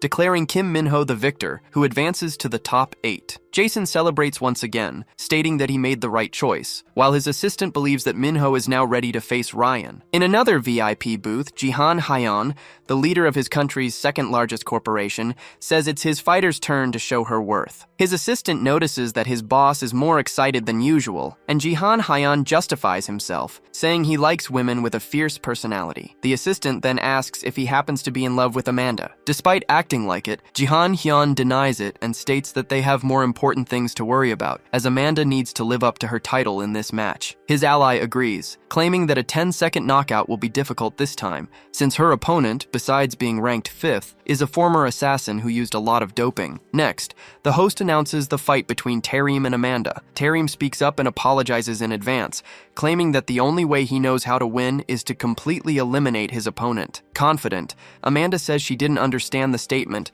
and thinks there's no way she can lose this fight. In response, Tarim claims she won't be able to talk nonsense anymore after the confrontation. When Tarim tries to attack her, to his surprise, Amanda not only dodges but also counterattacks with a powerful blow. The impact is so strong that her opponent can no longer feel his right hand. He believes this is bad, but thinks that as long as he has his legs, he'll be able to keep fighting. However, Amanda also attacks his legs, bringing him to the ground. Without giving him time to recover, she hits him with a Capoera move, pinning him to the ground with the strength of both her legs. Immobilizing her opponent, Amanda says that to defeat an adversary without eliminating them, you just need to be stronger. With this display of power, Amanda secures her victory, much to the delight of her sponsor. Next, Menon realizes it's his turn to fight and declares that he will no longer hide his strength. The host then announces that he will face the Taekyon master named Yoon Go. In one of the booths, Jay Lore, the CEO of an oil company, expresses his happiness at seeing the master in such a healthy state. His assistant comments that Yoon-go doesn't even look like the same man who almost lost his legs in a car accident, considering it a miracle that he's even walking. J-Lore claims to have done everything to repay Yoon-go, who almost died saving him in that accident. But now he questions if he did the right thing by putting the master back in an arena. Meanwhile, in another booth, Mu-yeon Hwang wonders if the doping combination Menon used is really all that unique. His assistant explains that the analgesic drug isn't special, but no one besides Menon has received skin strengthening, which makes him unique in that regard. The sponsor is surprised that Menon hasn't used strength or speed doping so far, and is curious to see what comes next. Back in the arena, Menon faces his opponent and states that they are professionals who don't need a warm-up, wanting to start the fight immediately. In response, Yoon-go lands a kick on him and then tries to attack him again on the ground. However, Menon manages to defend against the attack and takes advantage of a loose piece of the arena floor, throwing the chunk of stone at his opponent. Yoon-go is narrowly missed, but he realizes the projectile could have eliminated him and wonders who this man in front of him is. Menon, in turn, says his opponent shouldn't go easy on him just because they're the same age, which makes the old man realize he's a jokester. Yoon-go replies that if they were indeed the same age, Menon would know how precious time is, and then goes on the attack. The charge results in both of them hitting each other simultaneously. Menon warns that he won't just stand there and take a beating and advances, but his opponent dodges and attempts a kick. Menon thinks it's easy to dodge, but the old man warns him that he dodged the wrong foot, a mistake that leads to Menon being hit. Seeing this, his sponsor goes wild and asks why a Taekyon master is using Capoera moves. His ally corrects him, explaining that it's not Capoeira, but a move called an inverted double kick, in which both legs can attack or one can serve as a feint. Despite the blow, Menon says he's disappointed as he felt no pain. Yoon-go can't believe what he's hearing and attacks once more, landing a blow on his opponent's head. However, Menon remains steadfast, and it's the old man's hand that gets the worst of the impact. Menon then states that he would never lose a fight to an amateur, and launches himself like a missile at his opponent, leaving him incapacitated. With the old man unable to continue, the tournament's drone announces Menon as the winner. Shortly after, the host informs everyone that the top 8 have advanced to the next round. Finally, Menon approaches his defeated opponent and tells him not to be sad about the loss, stating that his advantage is having been in this world for 20 years. As the host introduced the 8 participants for the next phase, Cha Yeon-woo asked her companion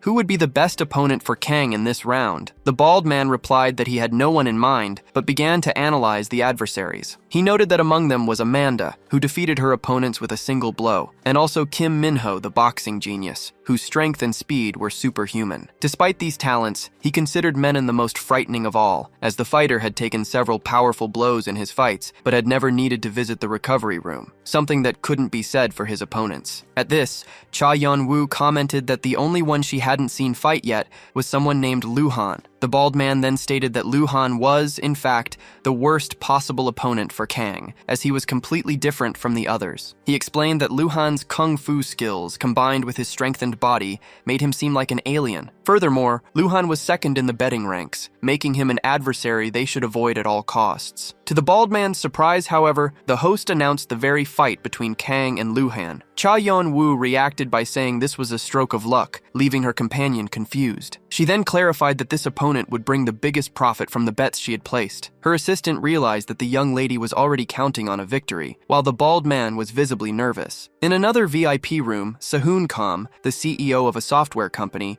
was not at all pleased to have to face Cha Yeon-woo in the betting. His own assistant commented that the woman was quite brave with her bids, and Kam agreed, admitting that Cha Yeon-woo made him rethink just how strong Kang Sun-woo really was. Down in the arena, the protagonist faced his adversary, thinking that the best outcome would be to win without having to enter fury mode. With that in mind, he decided it was better to attack first to analyze just how good Luhan was. However, as he moved forward, the Kung Fu master defended against the attack with ease, and then delivered a monstrous counterattack, throwing the protagonist to the other side of the arena. Before Kang had a chance to retaliate, his opponent closed in at high speed and attacked him again, pinning him against the wall. A drone approached Kang, and Luhan asked aloud why he hadn't been announced as the victor yet. Looking closer at the protagonist, he realized that Kang was still awake, and concluded that he would need to attack with more intensity. This time, however, it was Kang who attacked first, which made his adversary notice a sudden change in his behavior and strength. Luhan thought that he didn't need to go easy just because he was facing someone younger,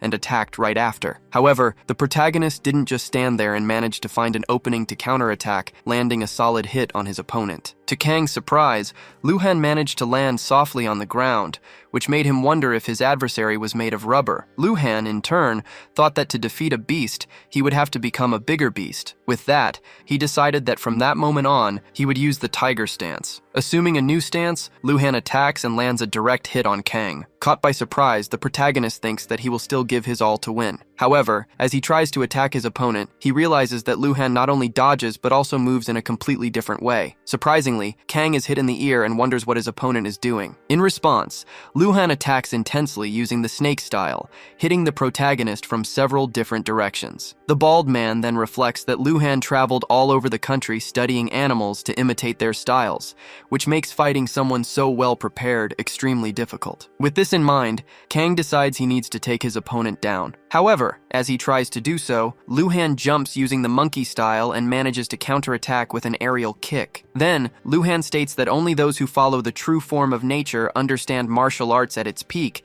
and dashes towards Kang. The protagonist, however, was waiting for this and believes he just needs to unleash a bit of his fury to win. At that moment, Kang charges forward, making his opponent wonder what his intention was. Luhan tries to counterattack, but gets the worst of it when he is hit. As he backs away, he thinks that he was almost eliminated by such a strange blow, and that now he needs to dodge if he doesn't want to get seriously hurt. Despite his attempt to escape, Kang manages to grab his opponent and throws him to the ground as if he were nothing. Luhan notices the superhuman strength of Kang's grip and tries to break free, believing that it doesn't matter how strong Kang is, as his energy will sooner or later run out, creating an opening. To his surprise, the protagonist shows he has energy to spare. Realizing there's no way around the situation, Luhan freezes and becomes an easy target. After landing a direct hit on his opponent, Kang is the only one left standing. A drone approaches and declares him the winner. His sponsor celebrates, claiming that this is just the beginning. What's more, she won the bet and will now have Mr. Cam on her side. For his part, Cam is not happy at all about losing. His ally asks if he really intends to go against the Hoshin group, to which Cam replies that it's better than becoming an enemy of the combat wing. Then, he reveals that this wasn't the only bet he made. From his booth, the host analyzes Minsu and notices that he uses his own fingers as if they were knives, an unusual fighting technique. Intrigued, he asks how an ordinary student could have learned something like that. His assistant then explains that the young man,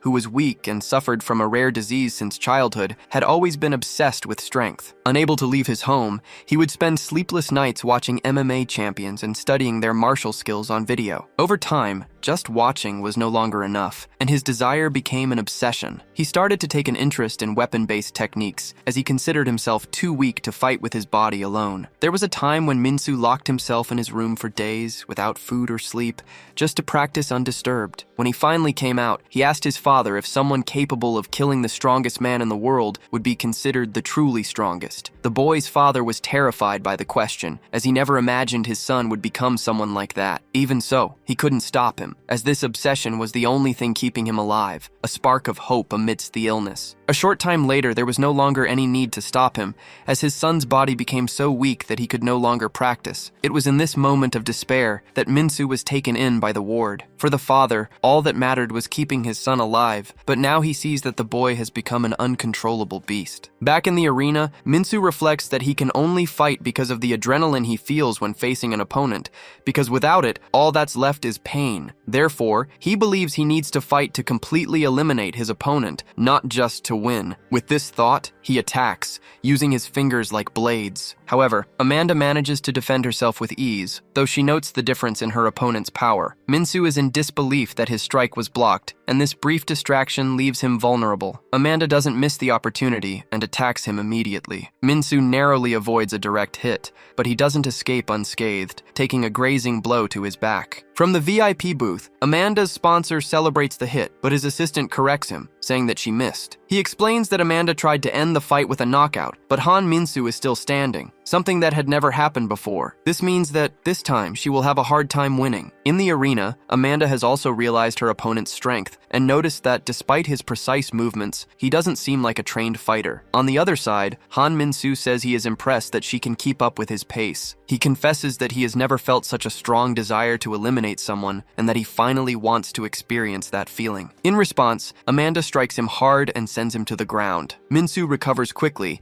and tries to hit her again with his blade-like fingers. Although Amanda dodges the first strike, he attacks with his other hand, claiming claiming to be ambidextrous. Even so, she dodges once more and manages to counterattack, sending her opponent flying and drawing another cheer from her sponsor. Tired of taking so many hits, Han Min-soo decides to use a risky strategy. He takes a blow on purpose to create an opening, and with it, he manages to strike Amanda's foot, finally inflicting damage on her. With her foot injured, Amanda could barely stand, while Min-soo boasted about having cut her tendons and ligaments. To his surprise, however, she adapted quickly, using her hands to move and declaring that she only needed one arm to continue the fight. Right after, she unleashed an attack so powerful that Min-soo was unable to dodge it, leaving him astonished that she could generate so much force with just one of her arms. Knowing he couldn't keep taking hits like that, Min-soo tried to attack again, but Amanda managed to dodge. Despite this, he noticed she was already getting exhausted and concluded that he just needed to keep pressing until she finally gave in. For her part, Amanda thought that she had entered the competition to fight for her life, and also to discover her personal limits. Realizing this, she thanked her opponent for providing that opportunity. Amanda then revealed that she had found a reason to risk her life, and immediately after, activated her true strength. She stopped holding back and charged straight toward Min-soo. He believed he could dodge the attack, but was completely surprised by her speed, which was much greater than his. In the blink of an eye, Amanda managed to trap him with her legs and tried to crush his head. Min-soo still tried to strike her legs, but Amanda didn't allow it and threw him far away. Her sponsor began to celebrate the victory prematurely, but his assistant soon drew his attention to an important detail. The man then realized that Amanda had also been hit without even noticing. She was confused, as she hadn't noticed the moment she was attacked. On the other side of the arena, Min-soo was down, but still awake. He reflected that his mind was empty, and his body numb, a sensation he had experienced several times during his childhood. Remembering that he had to fight to get up in situations worse than that one, he gathered what was left of his strength and managed to get to his feet. On the other side, Amanda did the same. She also gathered all her remaining energy and stated that she would fight until her heart stopped beating. Amanda charges forward, concentrating all her remaining strength into a single blow. As he notices the charge, Min-soo feels a strange sensation and wonders if it could be fear. Without hesitation, his opponent strikes him squarely, throwing him violently against the arena wall. Min-soo is extremely weakened by the impact, but he didn't go down without firing one last shot. Immediately after, Amanda realizes she was hit during her attack, and having completely exhausted her energy, she also collapses to the ground, leaving her sponsor in despair. With both fighters down, no one knew who had won, so victory would be decided by whoever stood up first. A drone approaches the arena and records the exact moment Han Min-soo regains consciousness. With that, victory is declared for him, and Min-soo advances to the top 4 of the tournament. From her booth, Cha Yeon-woo celebrates the result. However, her assistant expresses concern, saying that since her rival won, the others are likely to side with him. Cha Yeon-woo disagrees with this statement, claiming that, in fact, it's more likely that she will gain the support of the others. Meanwhile, Amanda's sponsor, unable to hide his anger, orders his assistant to arrange for her treatment immediately. Right after this scene, the host announces the next round. The long-awaited fight between Ryan and Kim Min-ho was finally going to happen. Jason realizes that this was the moment the boy had been waiting for. His assistant comments that if they win this fight, they will finally have the opportunity to stop the production and sale of the drug that killed Jason's daughter. The CEO confirms that he has risked everything on this bet, and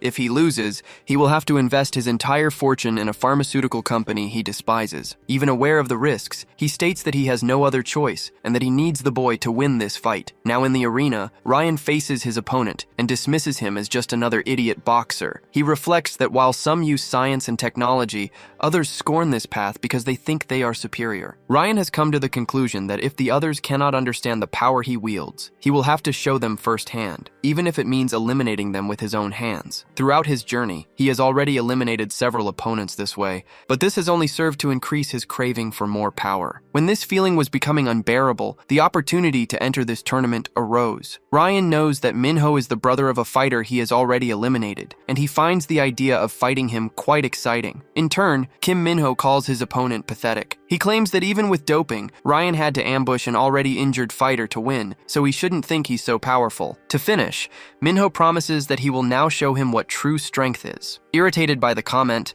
Ryan taunts him, saying that Minho's brother said something similar before he died. Thirsty for revenge, Kim Minho immediately goes on the attack. However, they both land punches simultaneously and end up realizing they have similar strength and speed. Even so, Minho continues the offensive, but to his surprise, with every blow he he throws, his opponent manages to dodge. Meanwhile, Isugo, the CEO of the pharmaceutical company that sponsors Ryan, watches the fight and comments that Minho's famous speed seems to be nothing special. His assistant then explains that Ryan is using his enhanced senses to read his opponent's movements in advance, which prevents him from being hit. Back in the arena, Ryan scoffs, saying that his adversary's movements are so predictable that it makes the job easier than usual. In turn, Minho replies that his next move won't be so easy to predict. He increases his speed and attacks again, but Ryan manages to defend himself with ease. Furthermore, he traps Minho's foot, knocking him to the ground, and asks what he plans to do now that he's immobilized. However, Minho says his opponent should step on his foot harder,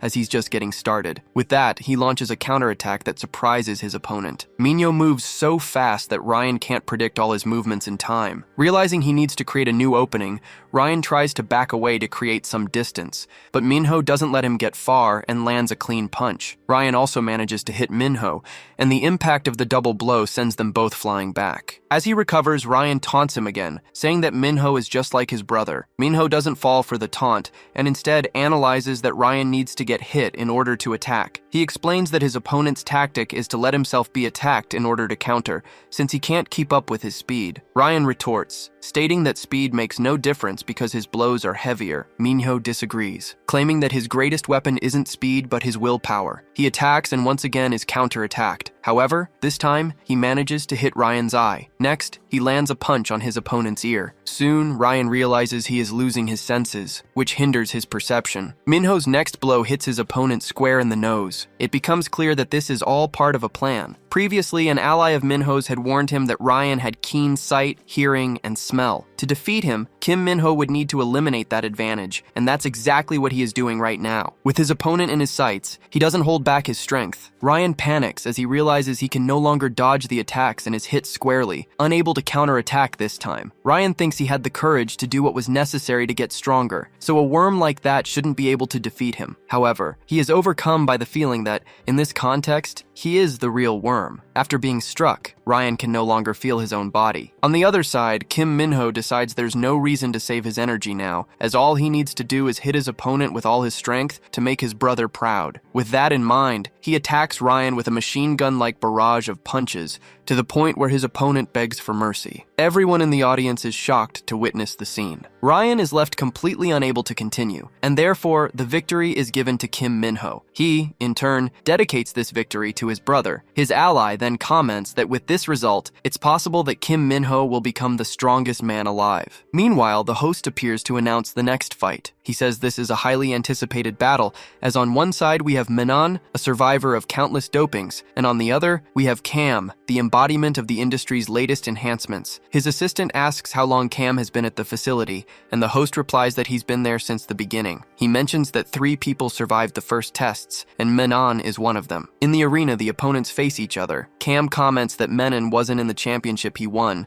so he's quite curious about how resilient his opponent is. Right after, he lands a direct hit on Menon, but to his surprise, his opponent remains standing, demonstrating impressive resilience. Then, Menon warns that it's his turn to attack. The blow is so powerful it damages Cam's back, even though it only landed on his front. Unfortunately for him, Cam is not as resilient as Menon, and feels the pain of the impact sharply. Menon then asks if he has proven his worth. In response, Cam starts to laugh, claiming that his opponent wouldn't be able to take another one of his punches. Immediately, he charges at Menon with much more force and speed. Khan charges at his opponent and lands a devastating punch right in the middle of Menon's face. The impact is so powerful that his neck twists in a horrifying way, shocking the entire audience watching the fight. Then, Khan reveals that he should thank Menon, as the experiments performed on him served as the basis for creating superhumans like Khan himself. However, to everyone's surprise, Menon shows he is still alive and says that he is the one who should be thankful. He explains that thanks to his opponent, he will finally have the opportunity to unleash his strength at will. With that said, Menon attacks without holding back, and the blow makes Khan Menon feel immense pain. The attack is so powerful that it incapacitates him, leaving the audience in shock at the fight's sudden end. Shortly after, a drone approaches and confirms Menon's victory. Menon's sponsor celebrates the victory enthusiastically, and he's not the only one, as Cha Yan-woo also celebrates. He believes that defeating an opponent like Menon will be easy for his fighter. However, Kim disagrees with this assessment, claiming that Menon is unpredictable and that it's not easy to predict his movements. Later, in the recovery room, Menon is examined by a doctor. The doctor reveals that his body has developed an incredible regeneration ability. Upon hearing this, the event host states that their dream is finally close to being realized. However, Menon disagrees and claims that another person has a regeneration ability far superior to his, obviously referring to the protagonist. Speaking of Kang, he is in his VIP room with company. The bald man comments that, to everyone's surprise, the fighters who advanced to the next round were, in theory, the weakest. He also laments that Usyk and Amanda lost to the same opponent. Worried, Kang asks if they at least managed to leave the place safely. The woman replies that according to her information, no participant has been seen leaving the facility after losing. Hearing this, the protagonist gets angry about not knowing his companion's whereabouts, little imagining the dark secrets that the facility hides. Back in the arena, the host announces the participants for the next fight, Han Min-soo versus Kang Sun-woo. He informs them that the match will begin as soon as both fighters are fully recovered. Meanwhile, Han Min-soo is intubated after his last fight. Although he is unconscious, he can remember his past. He recalls that as soon as he became a martial master, he thought he should start hanging out with strong people, the kind no bully would dare to face. Back then, there was only one person in his school with that reputation, Kang Sun-woo himself. Han Min-soo believed that Kang wouldn't pity him like the others, and imagined that as soon as he saw his combat notes, he would realize his true value. His theory was strengthened when a bully approached Kang and called him out, but was completely ignored, which left Han Min-soo very satisfied. A while later, he left his notebook on Kang's desk, but didn't have the courage to approach him directly, so he just watched him from a distance. The next day, he finally worked up the courage to speak to Kang, but found his notebook lying on the floor. Thinking that Kang had lost the item, Han Min-soo saw this as the perfect chance to find him and start a conversation about it. Shortly after, he found the protagonist in the courtyard, surrounded by bullies. Han Min-soo waited for Kang to get rid of them, and then approached him, asking if he hadn't missed the notebook. However, he was ignored in the same way as the worms he so despised. Not knowing where to hide his face, Han Min-soo tried to run as far away as possible, but to make matters worse, he ended up falling to the ground, which only increased his shame. Back in the present, he thinks that in the past, he wanted to die after that event. Now, however, he believes that the one who should die is not him, but the person who ignored him. Moments later, in the arena, the two face each other for the first time. Han Min-soo declares that he will show Kang the mistake he made by rejecting his notebook, and, immediately after, attacks using his blade hands. Kang manages to dodge, but is grazed. Seeing this, the opponent attacks with more precision and hits him in several different spots. In response, the protagonist uses his own blood to try to blind his opponent, but Min-soo just says that Kang can try, but he won't be able to escape forever. At this, Kang realizes that his opponent, besides being fast, is also aiming precisely at his vital points, so he needs to avoid this at all costs. However, Min-soo is faster than Kang, to the point of attacking without Kang being able to defend himself properly. With this, Min-soo says he can't believe he was humiliated by someone so weak. Seeing he has no other alternative, Kang prepares to resort to his most extreme measure. Han Min-soo doesn't understand what is happening, but states that he is facing someone worse than the so-called Usyk, because for him, nothing Kang does will prevent his victory. To everyone's surprise, the protagonist strikes himself, and Han Min-soo takes advantage of the opening to hit him next. He scoffs, saying that Kang tried to aim for him but ended up hitting his own heart. However, what Han Min-soo doesn't know is that the blow was entirely intentional. For a brief moment, he is startled by the turn of events, but he soon concludes that he won't have any trouble if he keeps attacking. However, when he advances, Kang defends himself from the attacks and, with surprising strength, shatters his opponent's left hand. Han Min-soo is frightened by the pain and the loss of his limb, but claims the fight isn't over, as he still has his other hand. Unfortunately for him, Kang also manages to trap his remaining hand. The protagonist then reveals that he learned this technique from Usyk, the same man his opponent had previously mocked. Next, he hits Han Min-soo with a powerful blow that breaks his right leg. Desperate, the opponent tries a final move, but Kang states that he should have given up when he had the chance, and, with a counterattack, throws his opponent to the ground, in a rather unpleasant scene for those watching. Fallen and defeated, Han Min-soo uses his last bit of energy to send a message. He tells Kang that they are both losers with no friends, but that unlike him, Han Min-soo didn't play house with anyone. He then asks how Kang feels about losing his first friends. The protagonist replies that he hasn't lost them, as he will see each of them again. With a cruel smile, Han Min-soo states that the only person who leaves that place alive is the champion, and says that Kang is naive for believing it's a simple place of entertainment. Desperate over the revelation, the protagonist tries to get more answers. However,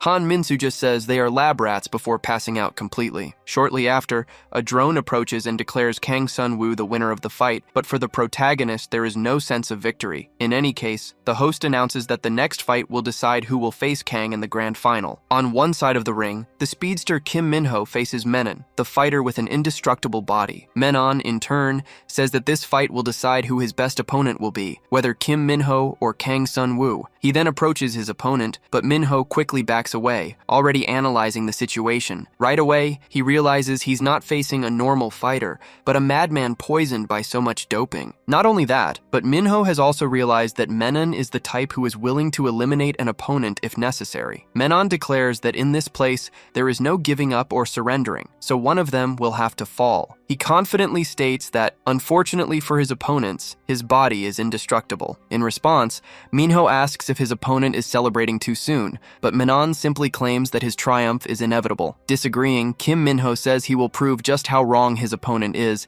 and then attacks with impressive speed. Menon manages to dodge and tries to grab Kim's hand, but with the same agility, Minho escapes and gets behind his enemy, where he manages to land a blow. The impact makes Menon realize just how fast his opponent is. He tries to counterattack, but is surprised again, and is struck once more. At that moment, he realizes that Minho is the fastest opponent he has ever faced. Meanwhile, Minho thinks that the best thing to do is to hit his opponent's head to disorient him. He launches another attack, but this time Menon dodges. When Kim tries to hit him again, he is nearly struck himself, and then he realizes that his adversary is adapting to his speed. Not only that, but he sees Menon's arms contort in a bizarre way and wonders what's wrong with that guy. To his surprise, his opponent's arms return to normal in a matter of seconds. With this, Kim understands that Menon purposely broke his own arms to use them as weapons, and then managed to put them back in place as if it were nothing. On the other side, Menon says his opponent is as good as he imagined, and that to defeat him, he will have to use a little more of his power. Then,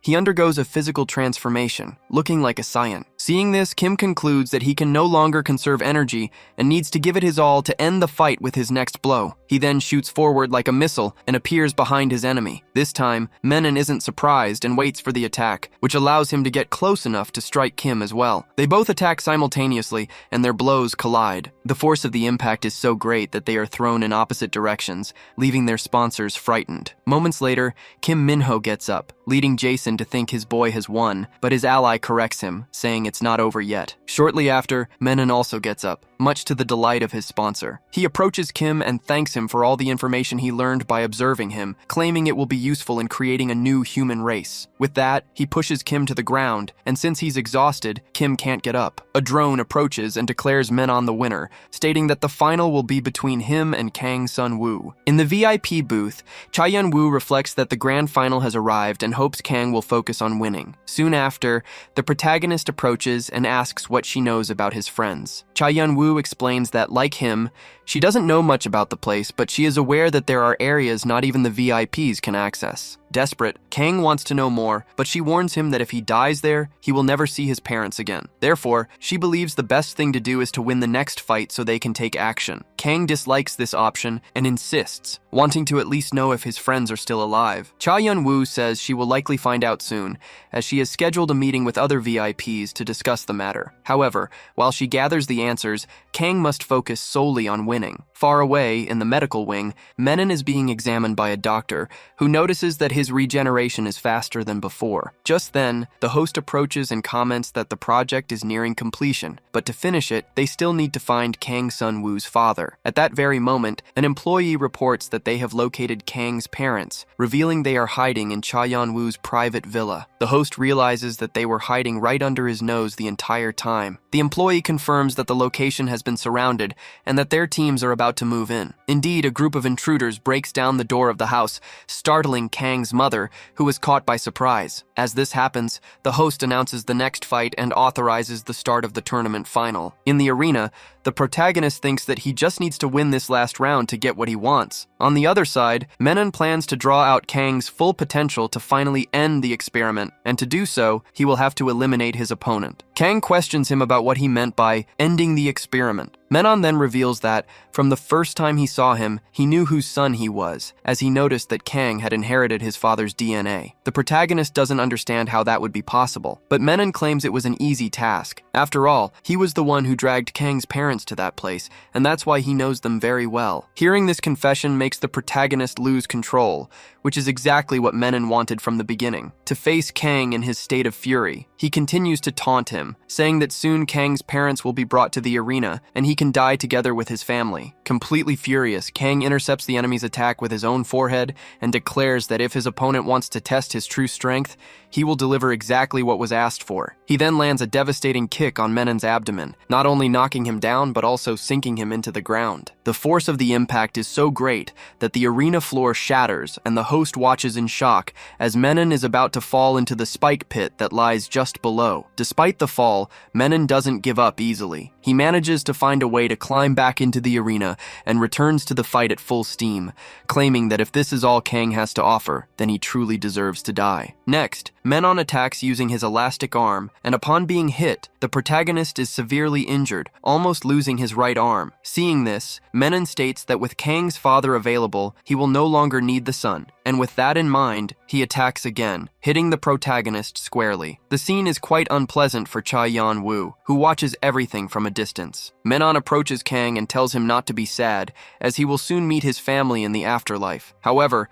to his opponent's surprise, the protagonist reacts. Kang firmly grabs his opponent's arm and asks what he has against his family. Then, he lifts Menon high into the air and throws him to the ground as if he were nothing, questioning if he is doing all of this just for money. While being beaten, Menon claims that he is the final result of this experiment. He manages to get away from the protagonist and declares that from that moment on, he will no longer hold back. Now that the two are fighting for real, the winner will be the strongest of all. Confident, Menon charges forward, shouting that it's too late for Kang to dodge. In turn, the protagonist states that he doesn't need to. Once again, Kang protects himself using his own head, and the impact causes Menon's arm to shatter into several pieces. Next, Kang grabs his enemy and gives him a solid headbutt. To finish him off, he throws his opponent away with such force that the man is launched out of the arena, landing in a restricted area. The protagonist goes after him. As he approaches, Kang claims he doesn't care about money or prizes, as he only wants peace for his family. However, Menon reveals that he doesn't care about money either. He explains that the host of this place is much more ambitious, as he is after immortality. His desire is to become a kind of deity, and because he believes himself to be untouchable, Menon concludes that Kang's family will never escape this place. Menon explains that with the wisdom and power of the human elite, it is truly possible to become a deity. He adds that Kang should feel honored to be the product of such revolutionary research, and reveals that his parents will arrive soon for the final experiment. Desperate for more answers, the protagonist tries to question him, but Menon faints before he can say anything else. Shortly after, a drone approaches and declares Kang the winner of the confrontation. At this point, however, the protagonist doesn't care about any of it and destroys the drone in anger. Immediately, a deafening alarm starts to sound throughout the facility, and an order is issued to eliminate all out-of-control test subjects. Without understanding what is happening, Kang sees armed guards arriving at the scene. The guards, however, quickly realize that their shots have no effect on the test subjects and decide that the best thing to do is to retreat to a safe location. However, before they can escape, one of the out-of-control test subjects attacks them. Realizing the situation is becoming chaotic, the protagonist decides he needs to find Cha Yan-woo. Meanwhile, Cha Yan-woo herself is convinced by her ally to leave the area. As they try to escape, they are surprised by a test subject that tries to attack her. At the exact moment of the attack, the protagonist appears to defend her, striking the creature and pulling Cha Yan-woo away from danger. Startled, Cha Yan-woo can't understand how Kang got there so quickly. He, however, states that this is no time for talk